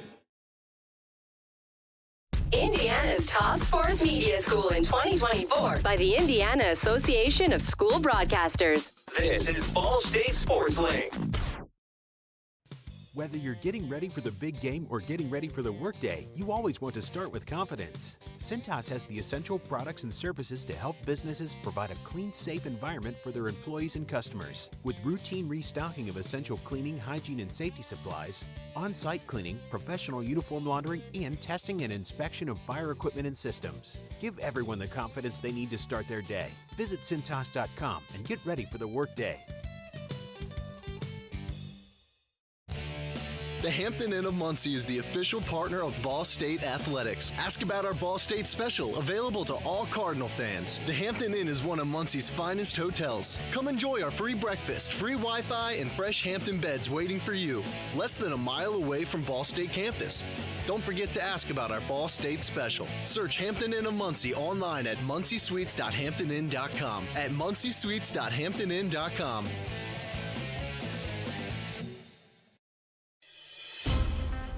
You're listening to a production of SportsLink Digital Radio.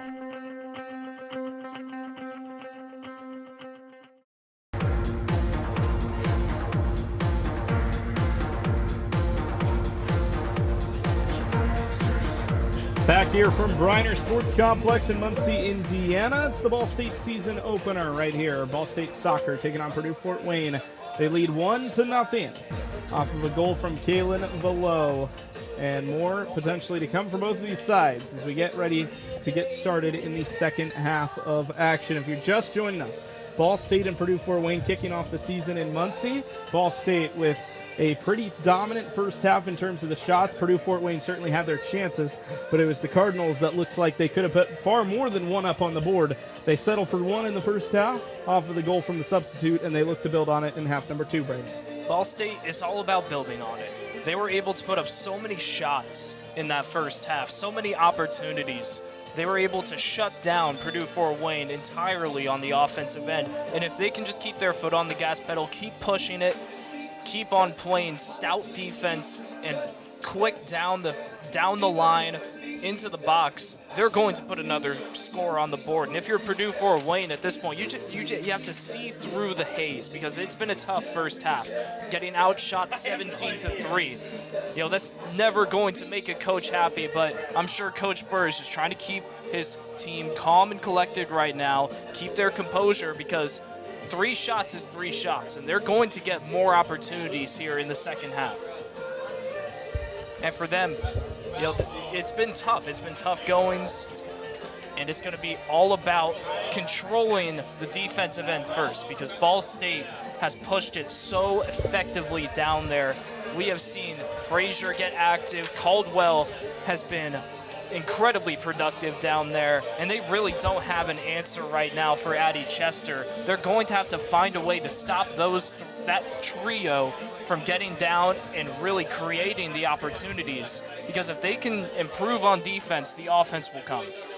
Well, both teams getting ready to get set to take the field. Ball State already out on the pitch for half number 2.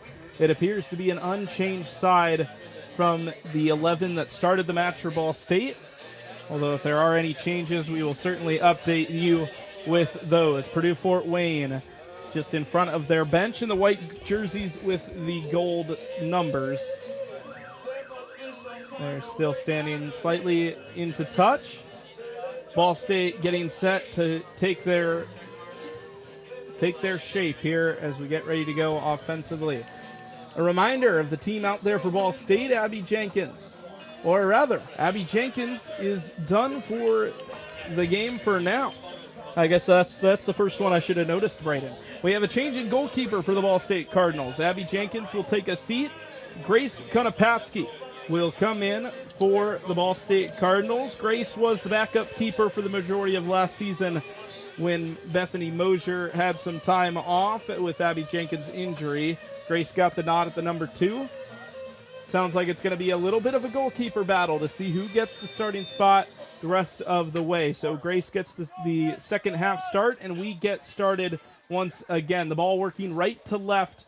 Purdue Fort Wayne, the Mastodons, working toward the field hockey field on the other side of the Briner Sports Complex, and they quickly throw the ball into play. Working toward the corner flag, trying to chase it down, just keeping it on the wing, but just rolling out of play. It'll be a goal kick as Raytano unable to track it down. Purdue Fort Wayne already trying to get the ball in the box on their attacking end. In the first half, they didn't have a single shot inside of the 18. That contrast to Ball State, they had 11 shots in their 18. It's going to be key for Purdue Fort Wayne to get in the box and open up some opportunities. Addie Chester back out there for half number 2. Despite it being her first game in a Cardinal uniform, wearing one of the captain's armbands. Loose ball, and Avery Fenchel there to collect it. She has Caldwell to her left, and she is taken down. Hard foul on the top of the 18, maybe 10 yards outside of the box. Fenchel still down after taking some contact and being looked at by both Caldwell and Chester. The referee holding off the trainers for now. As the clock continues to roll, Fenchel back to her feet after winning the free kick, taking some hard contact. This is a critical spot for a free kick for Ball State, right down the line, facing the net. Mastodon's going to form a wall directly in front of the 18, but a well-curved shot could be hitting the back of the net. It'll be Caitlin Frazier and Addie Chester. Frazier set to hit it with her right, Chester with her left. A 4-player wall and a sea of bodies to the left of the wall. Cardinals look to potentially shoot here. Chester leaves it. Frazier whips it at the wall, and it's blocked. The wall stands strong. Chester will get the rebound. Plays it short, trying to lead in Goodyear, but Goodyear wasn't up to the task with the run. So PFW trying to break out, working near touchline. They move quickly. They get it out to Gigi Ricciardi. Still running onto it, and finally Ahern, the one to stop the attack. She pushes it back to Konopatsky, and Grace will boot it long. And for Purdue Fort Wayne, one of the big problems that they're having on the offensive end is they're leaving their attackers on islands surrounded by Cardinal defenders. They need to be able to bring some help in. Chester lobs it forward. Fenchel bringing it down. Back to Chester, who strikes it and lifts it up over the goal. Looked like it may have taken a deflection. They say no, it was just mishit from the Louisville transfer, and a goal kick upcoming for PFW. Good opportunity from Chester. Saw that the defense opened up a little bit, sitting to her left, and just couldn't curve the ball in. A tough angle to take a shot there. Unlike Abby Jenkins, Jordan Imes will play the second half, and the PFW keeper pushes it to her right side for Allison Adams. The fifth year hits a line drive ball with the right foot, and it's taken away by Ball State. Frazier to the back line. It's Ahern. She has Verberg to her right. She'll play that pass with the left foot. Verberg with some space to work on the wing. She'll play it. Frazier trying to get there. Lost the ball. Pushed away, but taken back control of Kira Verberg. To Roper. Roper with the left foot trying to win possession back after she's lost the ball. And winning a foul. Free kick come in after Greenhalgh takes a bit of contact. She didn't go down, but the foul's called. And a free kick to kind of bail out the defensive line of PFW now. And a good chance for Purdue Fort Wayne to send a kick deep and try to get some offense going. 4 minutes down in the second half, and still 1-0 Cardinals. Ahern will run that one down after the free kick. Back to Konopatsky, who boots it away. Roper, the first to get there, and gets it to Fenchel. Fenchel running onto the ball. She has Caldwell to her left, who's running toward the back post. Fenchel still on it. Plays it back post. Off the thigh of that's the right back, isn't it? Lizzie Hobb. And she comes to the rescue. A throw in, an attacking throw coming for the Cardinals.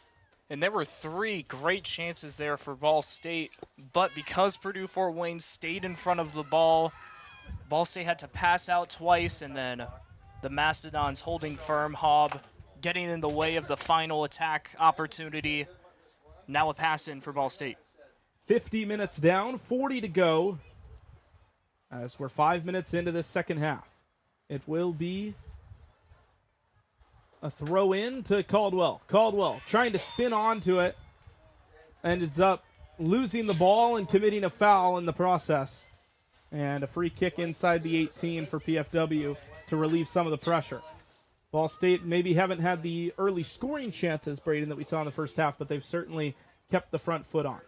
They've absolutely done that, keeping the ball in their attacking third, and the Mastodons again on their toes, just trying to play react. Roper wins the ball off the free kick. Roper 30 yards out.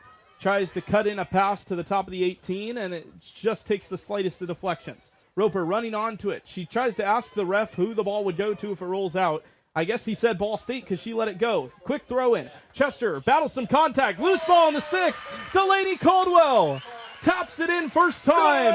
Goal BSU 2-0. Delaney Caldwell gives Great off-ball decision by Caldwell to come in deep into the box. Defender on her, stays in front of the ball, and just an easy tap in right through to the back of the net. Caldwell showing her experience and her skill down low. It was so quick off of the throw-in. Roper ripped it down the end line to Addie Chester, who nearly got dragged down, stayed on her feet, and just played a slicing ball low to the feet of Delaney Caldwell. It was just a matter of who got their foot on it. And the left winger able to redirect it home, and the Cardinals double their lead in the 51st minute. Caldwell showing why she is a 2-time All-MAC second-teamer. She has gotten the recognition from this conference, and she is planning to make some noise this season, starting off strong with a goal in the first match of the year. So the Cardinals find themselves a little more comfortable of an advantage. 2-0 here at Briner, and we're back underway. Delaney Caldwell, the goal scorer, steals the ball right back. Gives it to Roper, who ends up putting it out of play. Throw in comes, and Purdue Fort Wayne, after not the start to the second half they wanted, now have to find a way to recover. The ball's played in the direction of the right back, Maria Velker, and it rolls out of play in front of the defender. She couldn't track it down. Long throw to Fenchel. Fenchel over the boot to Roper. Roper trying to bring it past the center back. Goes off the shin of Mariotti, and it will be a corner kick. Yet another corner kick for this Ball State team, their 9th. And the Mastodons just have to be so tired right now on the defensive end. It's been all Ball State so far. The majority of this second half so far being played with Ball State attacking. Maya Millis goes short to Chester on the corner. Chester on her right foot. Another low ball, but this time on the near post, cleared away. Caitlin Frazier trying to track it down and keep possession. She does just that. Goes to Millis, who whips a right-handed ball. Going in, Caldwell, the first to get there, lobs up, bouncing toward the goal, and it finds a way. Delaney Caldwell again. For the second time today for Delaney Caldwell. Goal BSU, 3-0. As the Cardinals scored twice in 3 minutes. And it feels certainly more comfortable now after a beauty of a ball in. Delaney Caldwell, the first to get there. Maya Millis will get the assist, and the Cardinals wheel away to celebrate. Caldwell again, off ball, in position, eyes on the ball, eyes on the defense, and she was just sitting there on a one-on-one situation down low in the 18 and just lobs one up over the goalkeeper, her second goal of the match. So Ball State score twice quickly, and they steal the ball away once again immediately off of the kickoff. They do look comfortable now.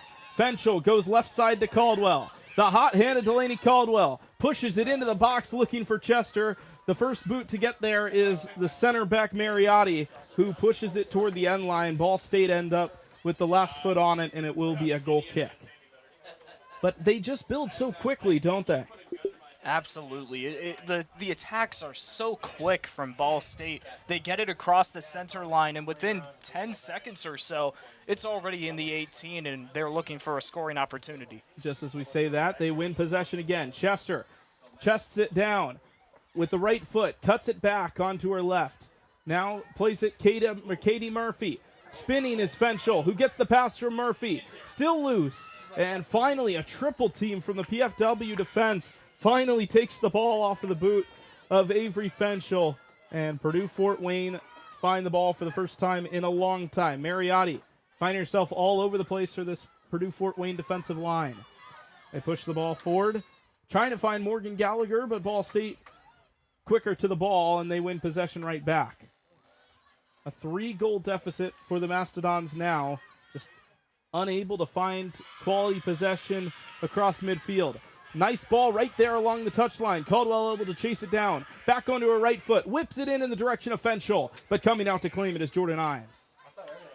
The speed by Caldwell to rush through past the center line into the attack, and just stout defense by Purdue Fort Wayne staying in front of the ball, making sure that there isn't another opportunity with an open box behind.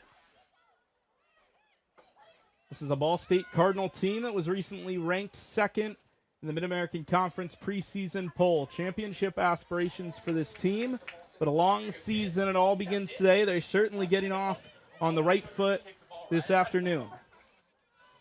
Just after 5:15 local time in Muncie, Indiana. An overcast day, but the weather has held off. And Audrey Goodyear with possession for Ball State. She plays a low ball to Caldwell, who one-touches it to the left side for Millis. Millis, who just linked up with Caldwell for the assist, plays it deep down the wing to Frazier. Caitlin Frazier on the left wing, challenging for the ball, wins it on the flank. A sliding challenge comes in, knocking her to the ground. Play on, says the referee. The Cardinals track down the loose ball. They give it to Fenchel. Fenchel, top of the 18, with the left foot, tries to curl it into the near post, but finds just air, and it misses high and wide. Another good opportunity. Fenchel just trying to paint the corner on the top left of the post. Couldn't fit it in there. And keeping Imes on her toes, which she has had to be all match long, really just getting a lot of balls sent her way. That was shot number 22 from the Ball State Cardinals today. And a triple substitution coming in for the Purdue Fort Wayne Mastodons. High press from Ball State, nearly winning the ball again for Caitlin Frazier. Instead, the ball rolls back to Imes. Adams pushes it forward, but Roper, the first to get there. She read that all the way. Caldwell entering the 18 on the left flank.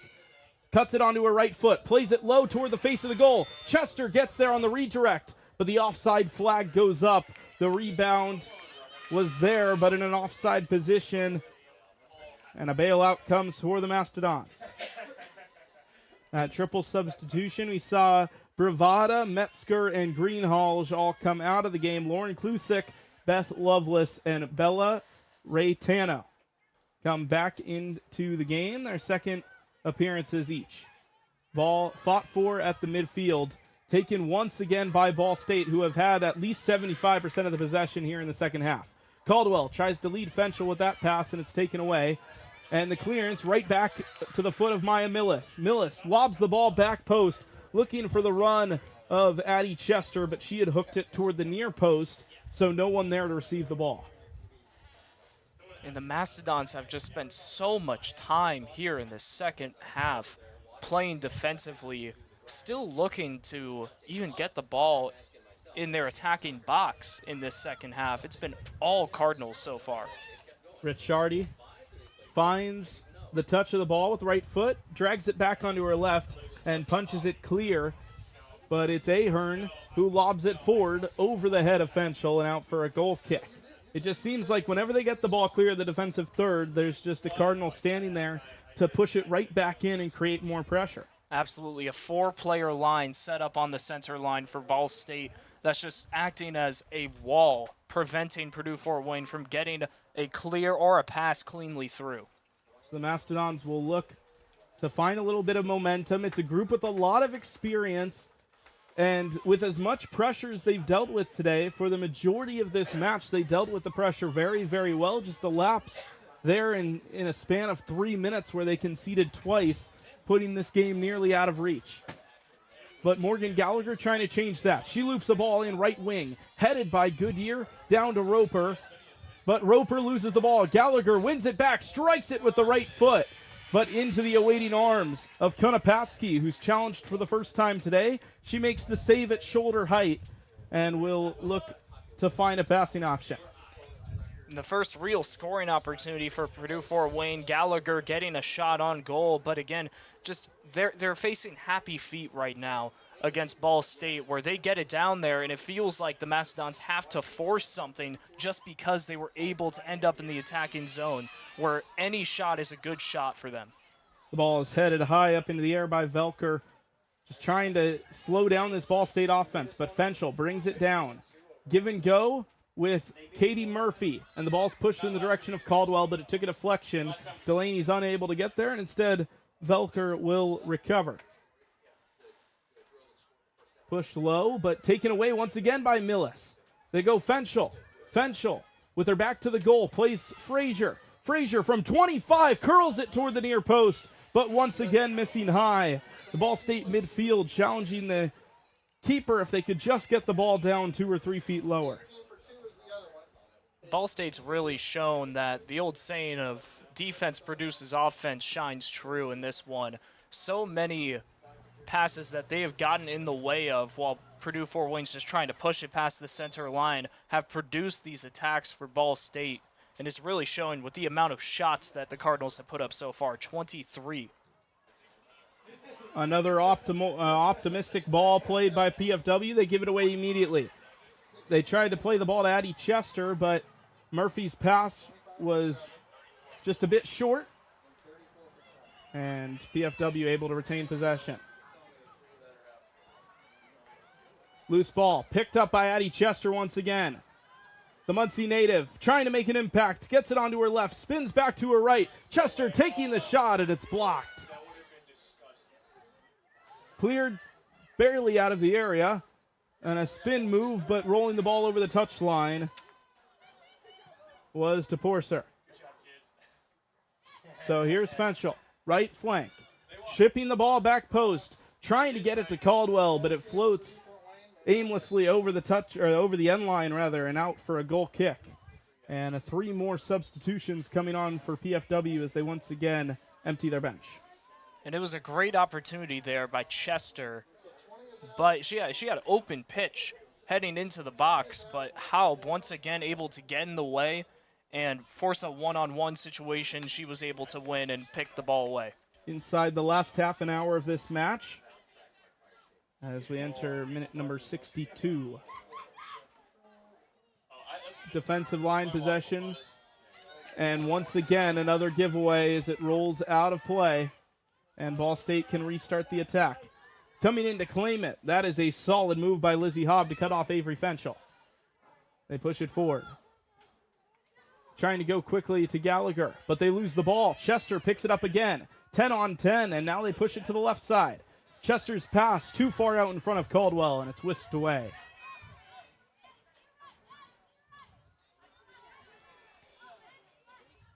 Cardinals slow it down. And Goodyear will poke it back to Konopatsky, who since entering for Abby Jenkins hasn't really been called in to do a whole lot between the sticks. Ahern pushes it right side. Kier Verberg. She'll go forward to Roper. Roper with some space to work on the right wing. Challenged by Retano. And they take it away. Ratano now with the possession. Will push it to the left side. Morgan Gallagher back to Ratano. Picked up. And finally a longer spurt of possession for this PFW team, but Webster gives it away. Verberg back to the midfield line. Going right to left as they switch the play. Murphy pushes it out to Millis. Millis to Caldwell in front of the PFW bench on the far side. Caldwell on her left boot. Working toward the end line. Pushing. She'll track it down, and her cross is blocked. Squirting out just next to the corner flag. They will say it's on the goal side. So a corner kick once again for the Cardinals. Great run there by Caldwell, sending it into the attack and able to force now a corner kick. She just took advantage of slowing it down as she was heading in and catching the defense off guard. A couple quick touches and another opportunity for the Cardinals. Corner's whipped in, an in-swinger, challenging the keeper. She punches it away, and a foul will be called. Delaney Caldwell was there for the follow-up after there was a collision with the keeper, Jordan Imes, but the foul comes before the follow-up chance, so Caldwell's effort will not count, though it was blocked. Gallagher playing it quickly to Ratano, who is taken down. No foul. Murphy got her foot on the ball. The ball goes out for a throw-in. Another quick throw-in as the ball squirts out in front of Webster. Gallagher will throw it into a double team, and Frazier will collect for Ball State.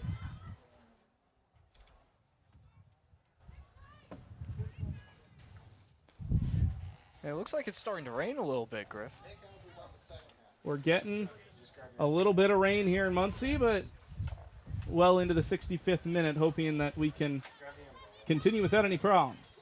Fenchel to Murphy. Murphy to the left side for Maya Millis.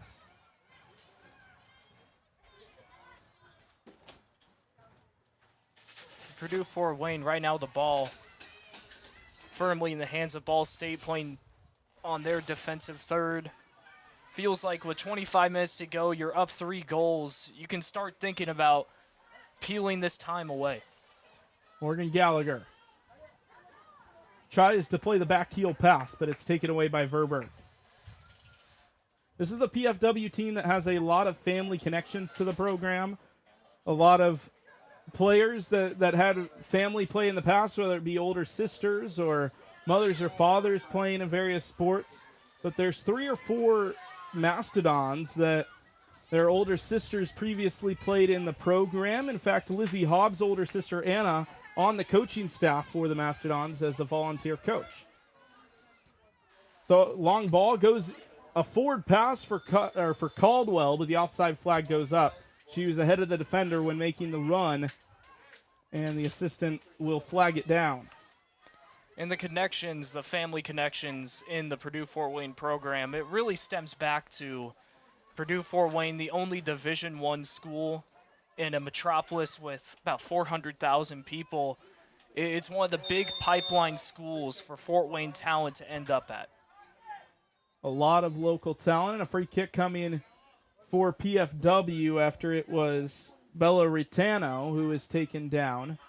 Another one of those sister connections, Bella's older sister Morgan just graduated from Purdue Fort Wayne soccer this previous season. They got to play with each other for 2 years. And Morgan, 6th on the all-time scoring list for the Mastodons, and her younger sister Bella, entering her senior season, 6 goals behind her on the all-time list. I'm sure trying to chase her sister down, win that sibling battle. But it'll be Morgan Gallagher who stands over the ball with the right foot. She'll whip it in. Konopatsky will let it come to her. The header goes on and right into her awaiting arms. Konopatsky kind of hesitated, thought about going after that cross and claiming it on the fly. Instead, lets the mixer do its course, and the header ends up right in the arms of the keeper. Here's Frazier. Frazier works it to Fenchel. They continue to move to the left side. And Caldwell, one-touch pass. Millis with a ton of room. She has 3 in the box, trying to work it in, but does a little too much and loses possession.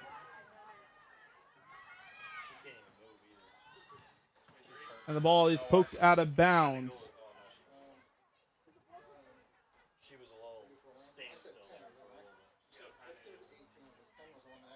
22 minutes left here. You're down 3, Purdue Fort Wayne.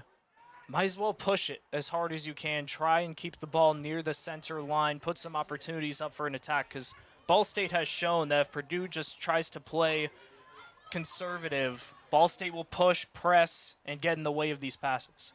And it was Addie Chester on that last attack, not Maya Miller. She ended up coming out of that play a little bit shaken up as that ball is cleared away. I wouldn't be surprised to see her come out here at the next whistle. There's no need, Braden, to risk any injuries this early in the season. She's definitely showed her ability, and you certainly can't take any risks. As another clearance, Fenchel heads it on to midfield, and it'll force PFW to reset. Coming up on the final 20 minutes of play here in Muncie, Indiana, 3-0.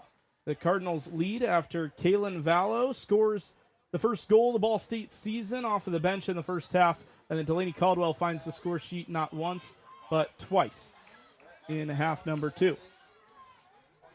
Chip ball, Konopatsky will clean it up, and now gives some directions to her defensive line, pushing everyone up as she prepares to kick it away. Boots it away at the right foot, clearing the midfield line by 5 or so yards, and off of the head of Roper, it finds Caldwell, who pushes it forward. Loose right outside of the midfield circle on the near side, and it will eventually fall to the feet of Caitlin Frazier. Frazier works it to her left. Katie Murphy celebrating her birthday today. She'll chip it left side for Caldwell. Caldwell, who's on a hat trick, on her left foot, cuts it back onto her right, but poking and making the save is Velker to stop the forward progress from Caldwell.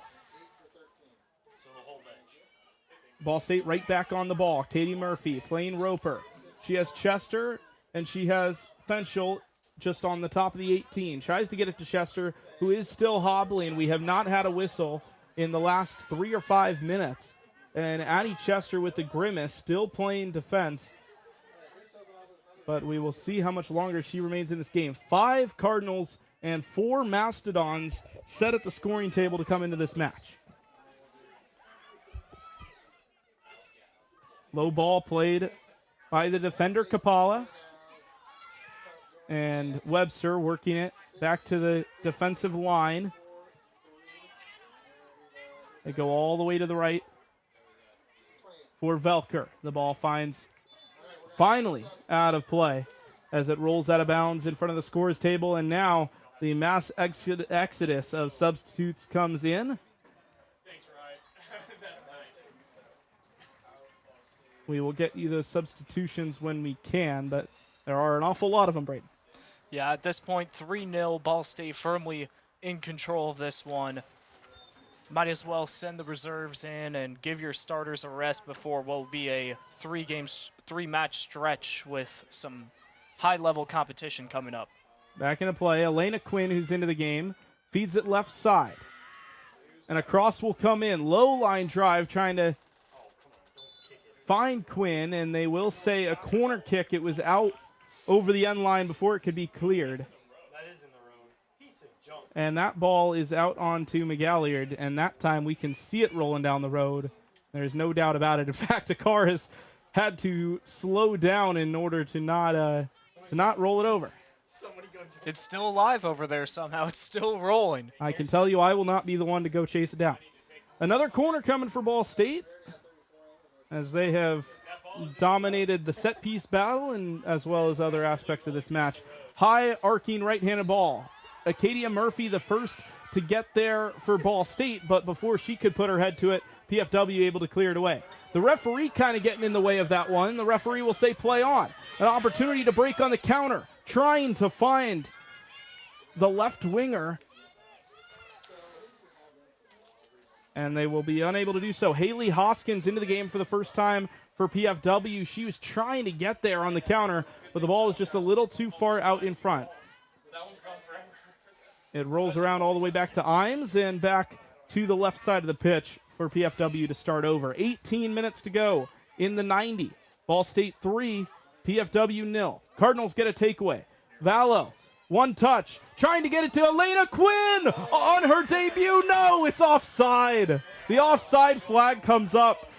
Quick 1-2 passing, and Elena Quinn was wide open. The freshman from Newburgh, Indiana, put it in the back of the net, but it will not count, and it remains 3-0. But at least we know she can shoot. Absolutely. A great shot there. Just the pass a little too forward. No defenders back there. And a great shot taken off the board. Elena can kind of do it all. Good defender. She's got good finishing ability. In fact, she can kind of do it all outside of soccer as well. Coach Reif, I was talking to him a couple days ago, and he was telling me that Elena was a 5-sport athlete in high school. She played soccer, basketball. She was a runner in track, played softball, and even kicked for her high school football team. A real Swiss Army knife of a talent the Cardinals have picked up. In fact, Quinn even kicked a 42-yard field goal in a game for her high school football team her senior year, which is so impressive. I can't even begin to wrap my head around that. 42 yards. So if you ever need somebody to boot it long here on the pitch, I'm sure that they could call Quinn's name and there wouldn't be a problem.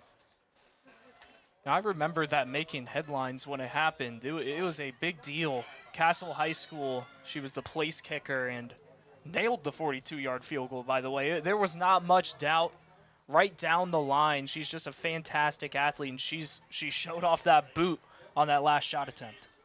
Quinn, the all-time scoring leader at her high school for soccer. I guess I feel the need to make that clarification. The all-time goal-scoring leader with 106 goals in her high school career.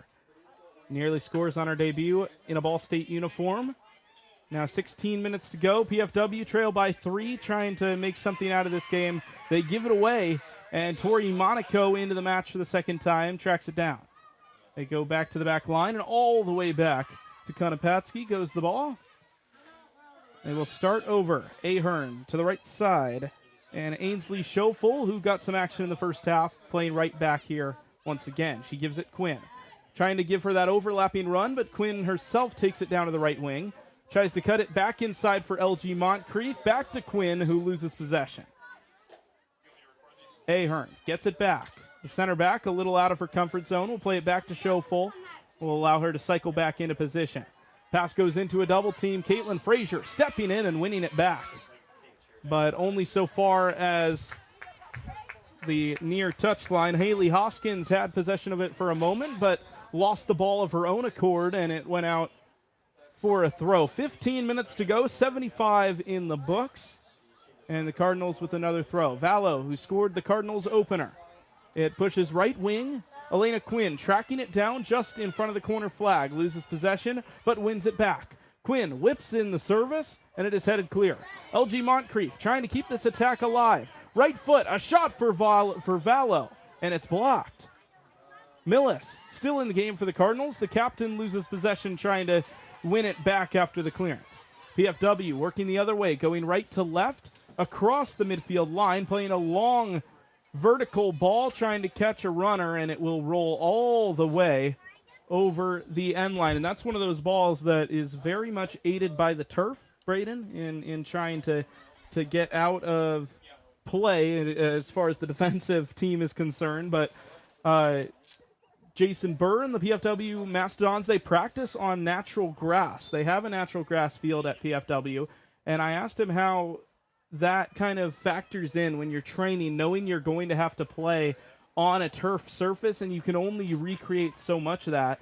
And he said that they just try to do everything quicker. Their drills, their passing when they're scrimmaging, everything is just quicker because you know that the ball on the turf is just going to move faster and you're going to have to adjust your pace of play to make up for it. But it's an interesting thing to think about. It is. There's nothing really stopping the ball on artificial turf. Quinn picks out a Ford and Vallow. A cut-back ball, and Vallow nearly had a brace.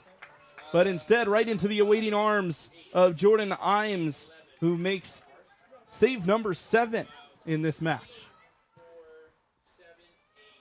And she's been under so much pressure in this match so far. 3 goals conceded, but with the amount of shots that Ball State has put up, her percentage really isn't that bad in this match. She's been very active and has been able to stop Ball State from dealing further damage plenty of times.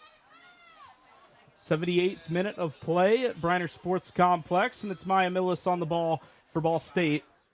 Chips the ball back to her keeper, and Konopatski on the one touch will flick it forward. Off the chest of Frazier. Frazier loses the ball. One touch hit from PFW, and it is blocked. Rayner getting a chance for the Mastodons. And Adriana Rayner, the freshman from Centerville, Ohio, with one of the better chances for PFW, and it really came from nothing, Braden. It really did, and I like how Purdue Fort Wayne is playing right now. Sure, you're probably not going to come back into this match, but you have a full season ahead of you. And building confidence here in the final 12 minutes is going to be key. Off of the throw-in, kind of a high cross from PFW, but they lose possession. Vallow tries to push it forward, and off the boot of the defender, it ends up under the feet of Elena Quinn, who takes a heavy touch, and it's taken away by the Mastodons. It's Raytano, who will work it back to Madeline Bravada. The Michigan native plays it into the central midfield, and now they work it to the right side. Still trailing by 3, PFW, and they play a long ball that once again will have no interest in sitting down. It rolls into the awaiting arms of Konopatski, who scoops it up.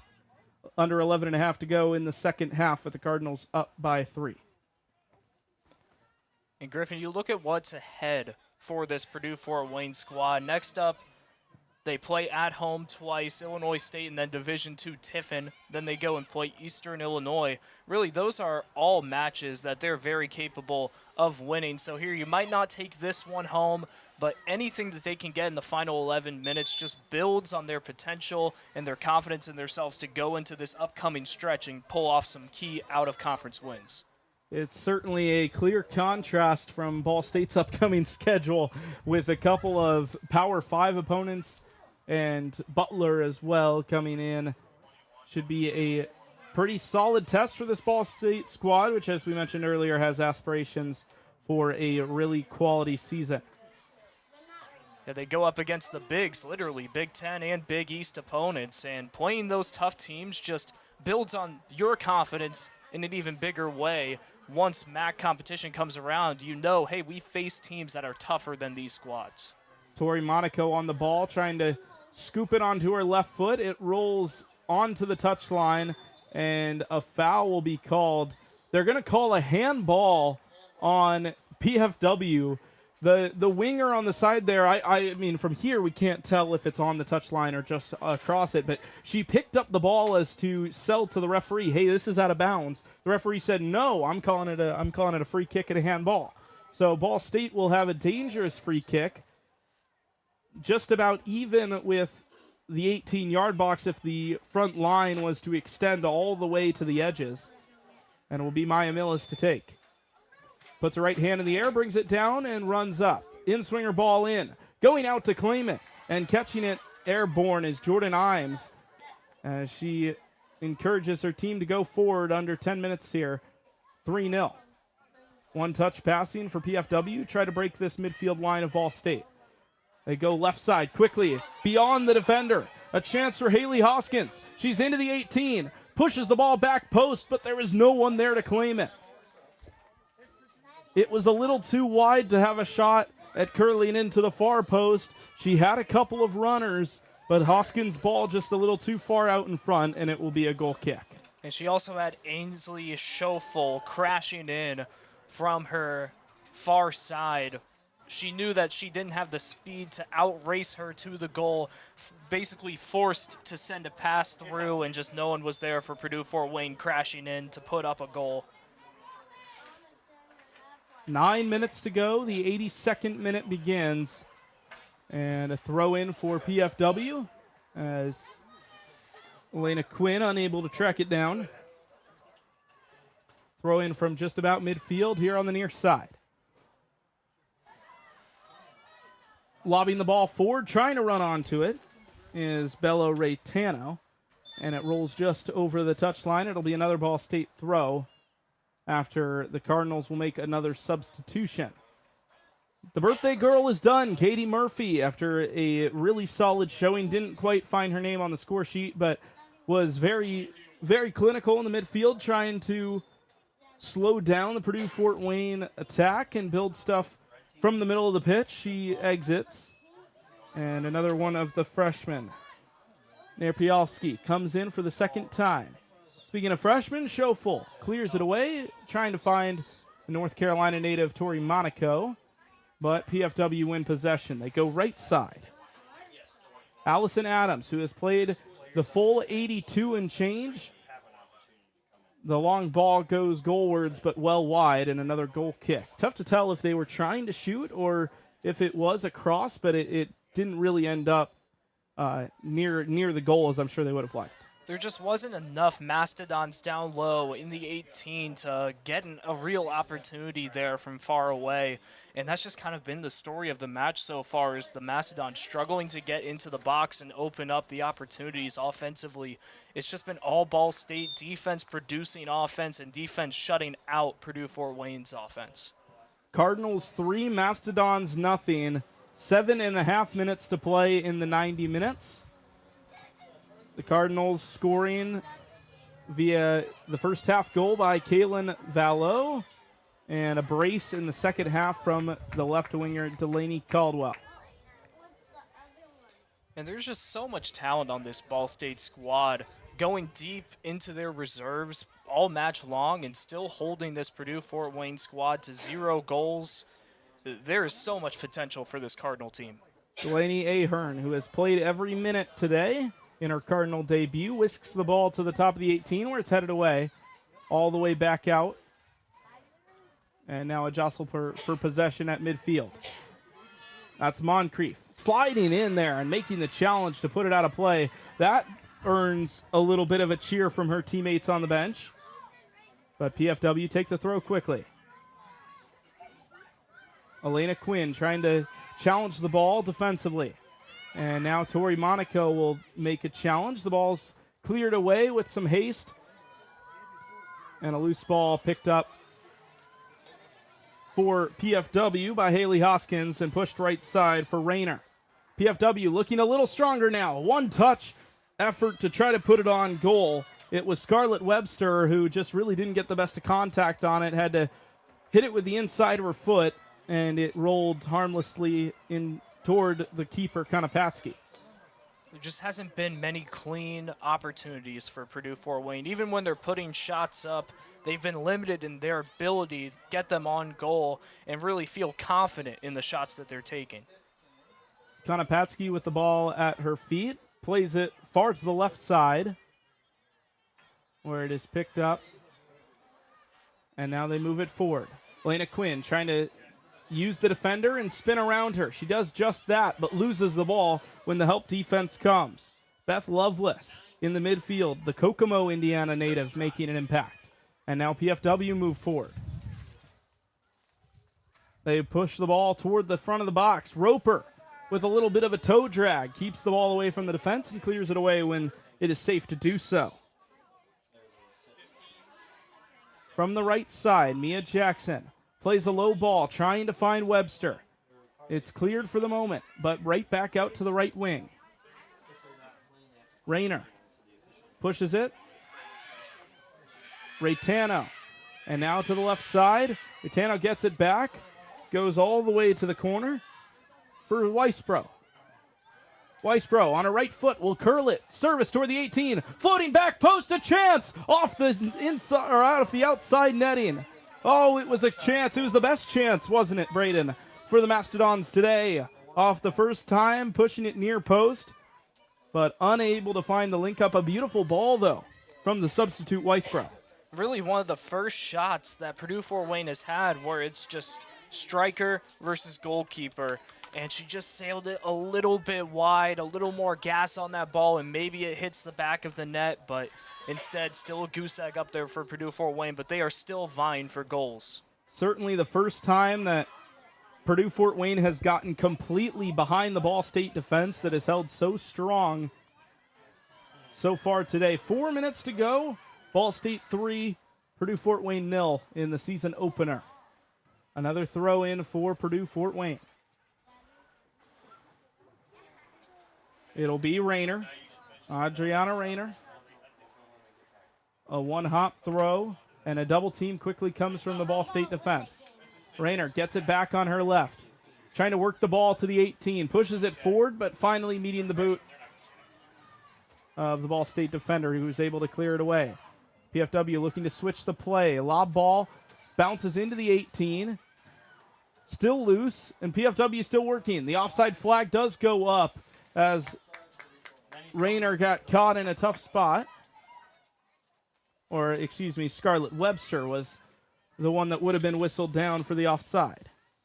And give credit to Purdue Fort Wayne for not giving up, conceding the match here. They're still fighting, still trying to put a goal on the board.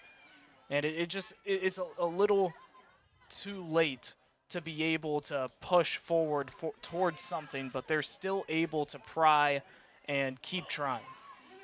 PFW wins a throw-in. Prialski was chasing it down, but Jackson's clearance was just off of the boot of Ava, and the ball goes out over the touchline. 2.5 minutes to go here in the 90 minutes allotted here at Briner Sports Complex. Ball State cruising to a season-opening win. That's LG Moncrief. She loses the ball, but will maintain possession as it rolls out over the sideline. Josh Reif still yelling out instructions, even with the result locked down at this point. A near giveaway, and they do give it away. A chance. Valo has Monaco. She leaves it. And it's Quinn. What a diving stop by the goalkeeper and a corner kick. Alina Quinn cannot believe it. The best save of the day we've seen from Jordan Imes, and she has made so many. But at full extension, diving to her right, she keeps it 3-0. Purdue Fort Wayne, they're a squad that has a problem with depth at the goalkeeper position. Only 2 listed goalkeepers on their roster, so when they hit the pitch, they need Imes, their regular starter, to step up, and she certainly has today. That's a fantastic stretched-out save. Corner service in, loose in the 18, and a penalty call. It was headed down by Elena Quinn right into the hand of one of the PFW defenders. And who will step up to take the penalty? That is the question. It will be LG Moncrief. And this is a huge test for Imes. She's waited 2 years to get her first start, and this is a big moment here. Can you make the key save? Moncrief played her club soccer with the FC Dallas Academy. She steps up to take the penalty, goes left side and scores. Goal! Jordan Imes stuck down the middle. Moncrief pushed it to the post. 4-0.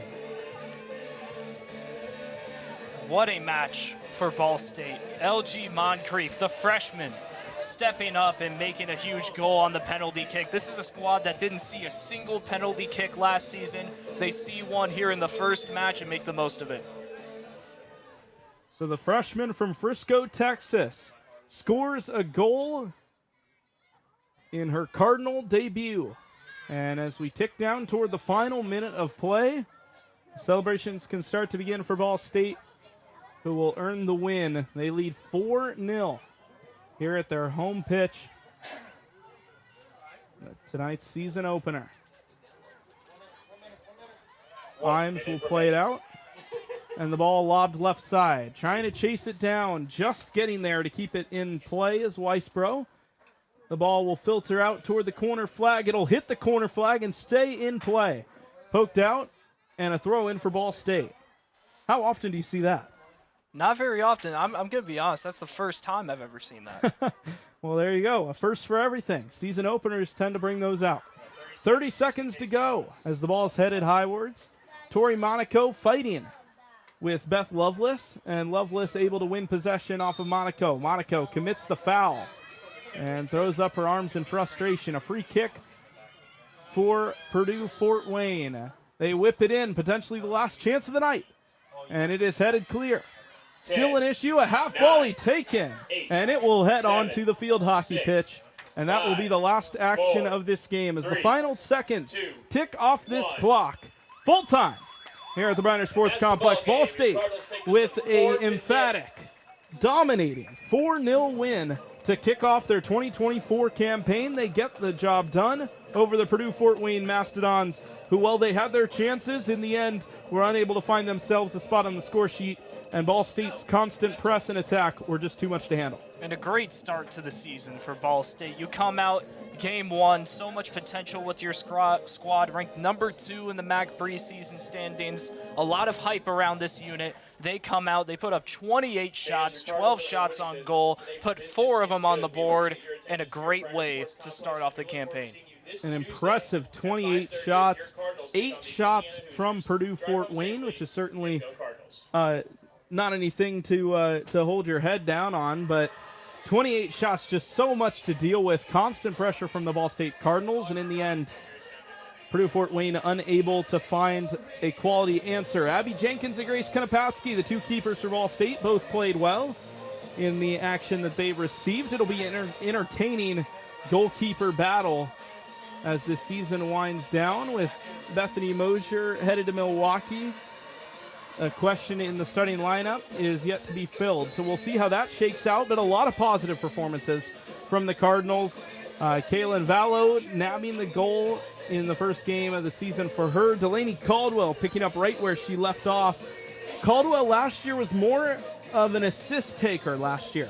She scored a lot of goals her freshman season. She was MAC Freshman of the Year, but last season just 2 goals, 6 assists, but has already equaled that goals tally this season, and she just looks so confident on the ball. Absolutely, and this is a Ball State team. You don't have Lexi Fraley-Amore off to Milwaukee in the Horizon League. Someone needs to step up. Even a couple people need to step up, and here in the first match, Caldwell says, hey, I got it.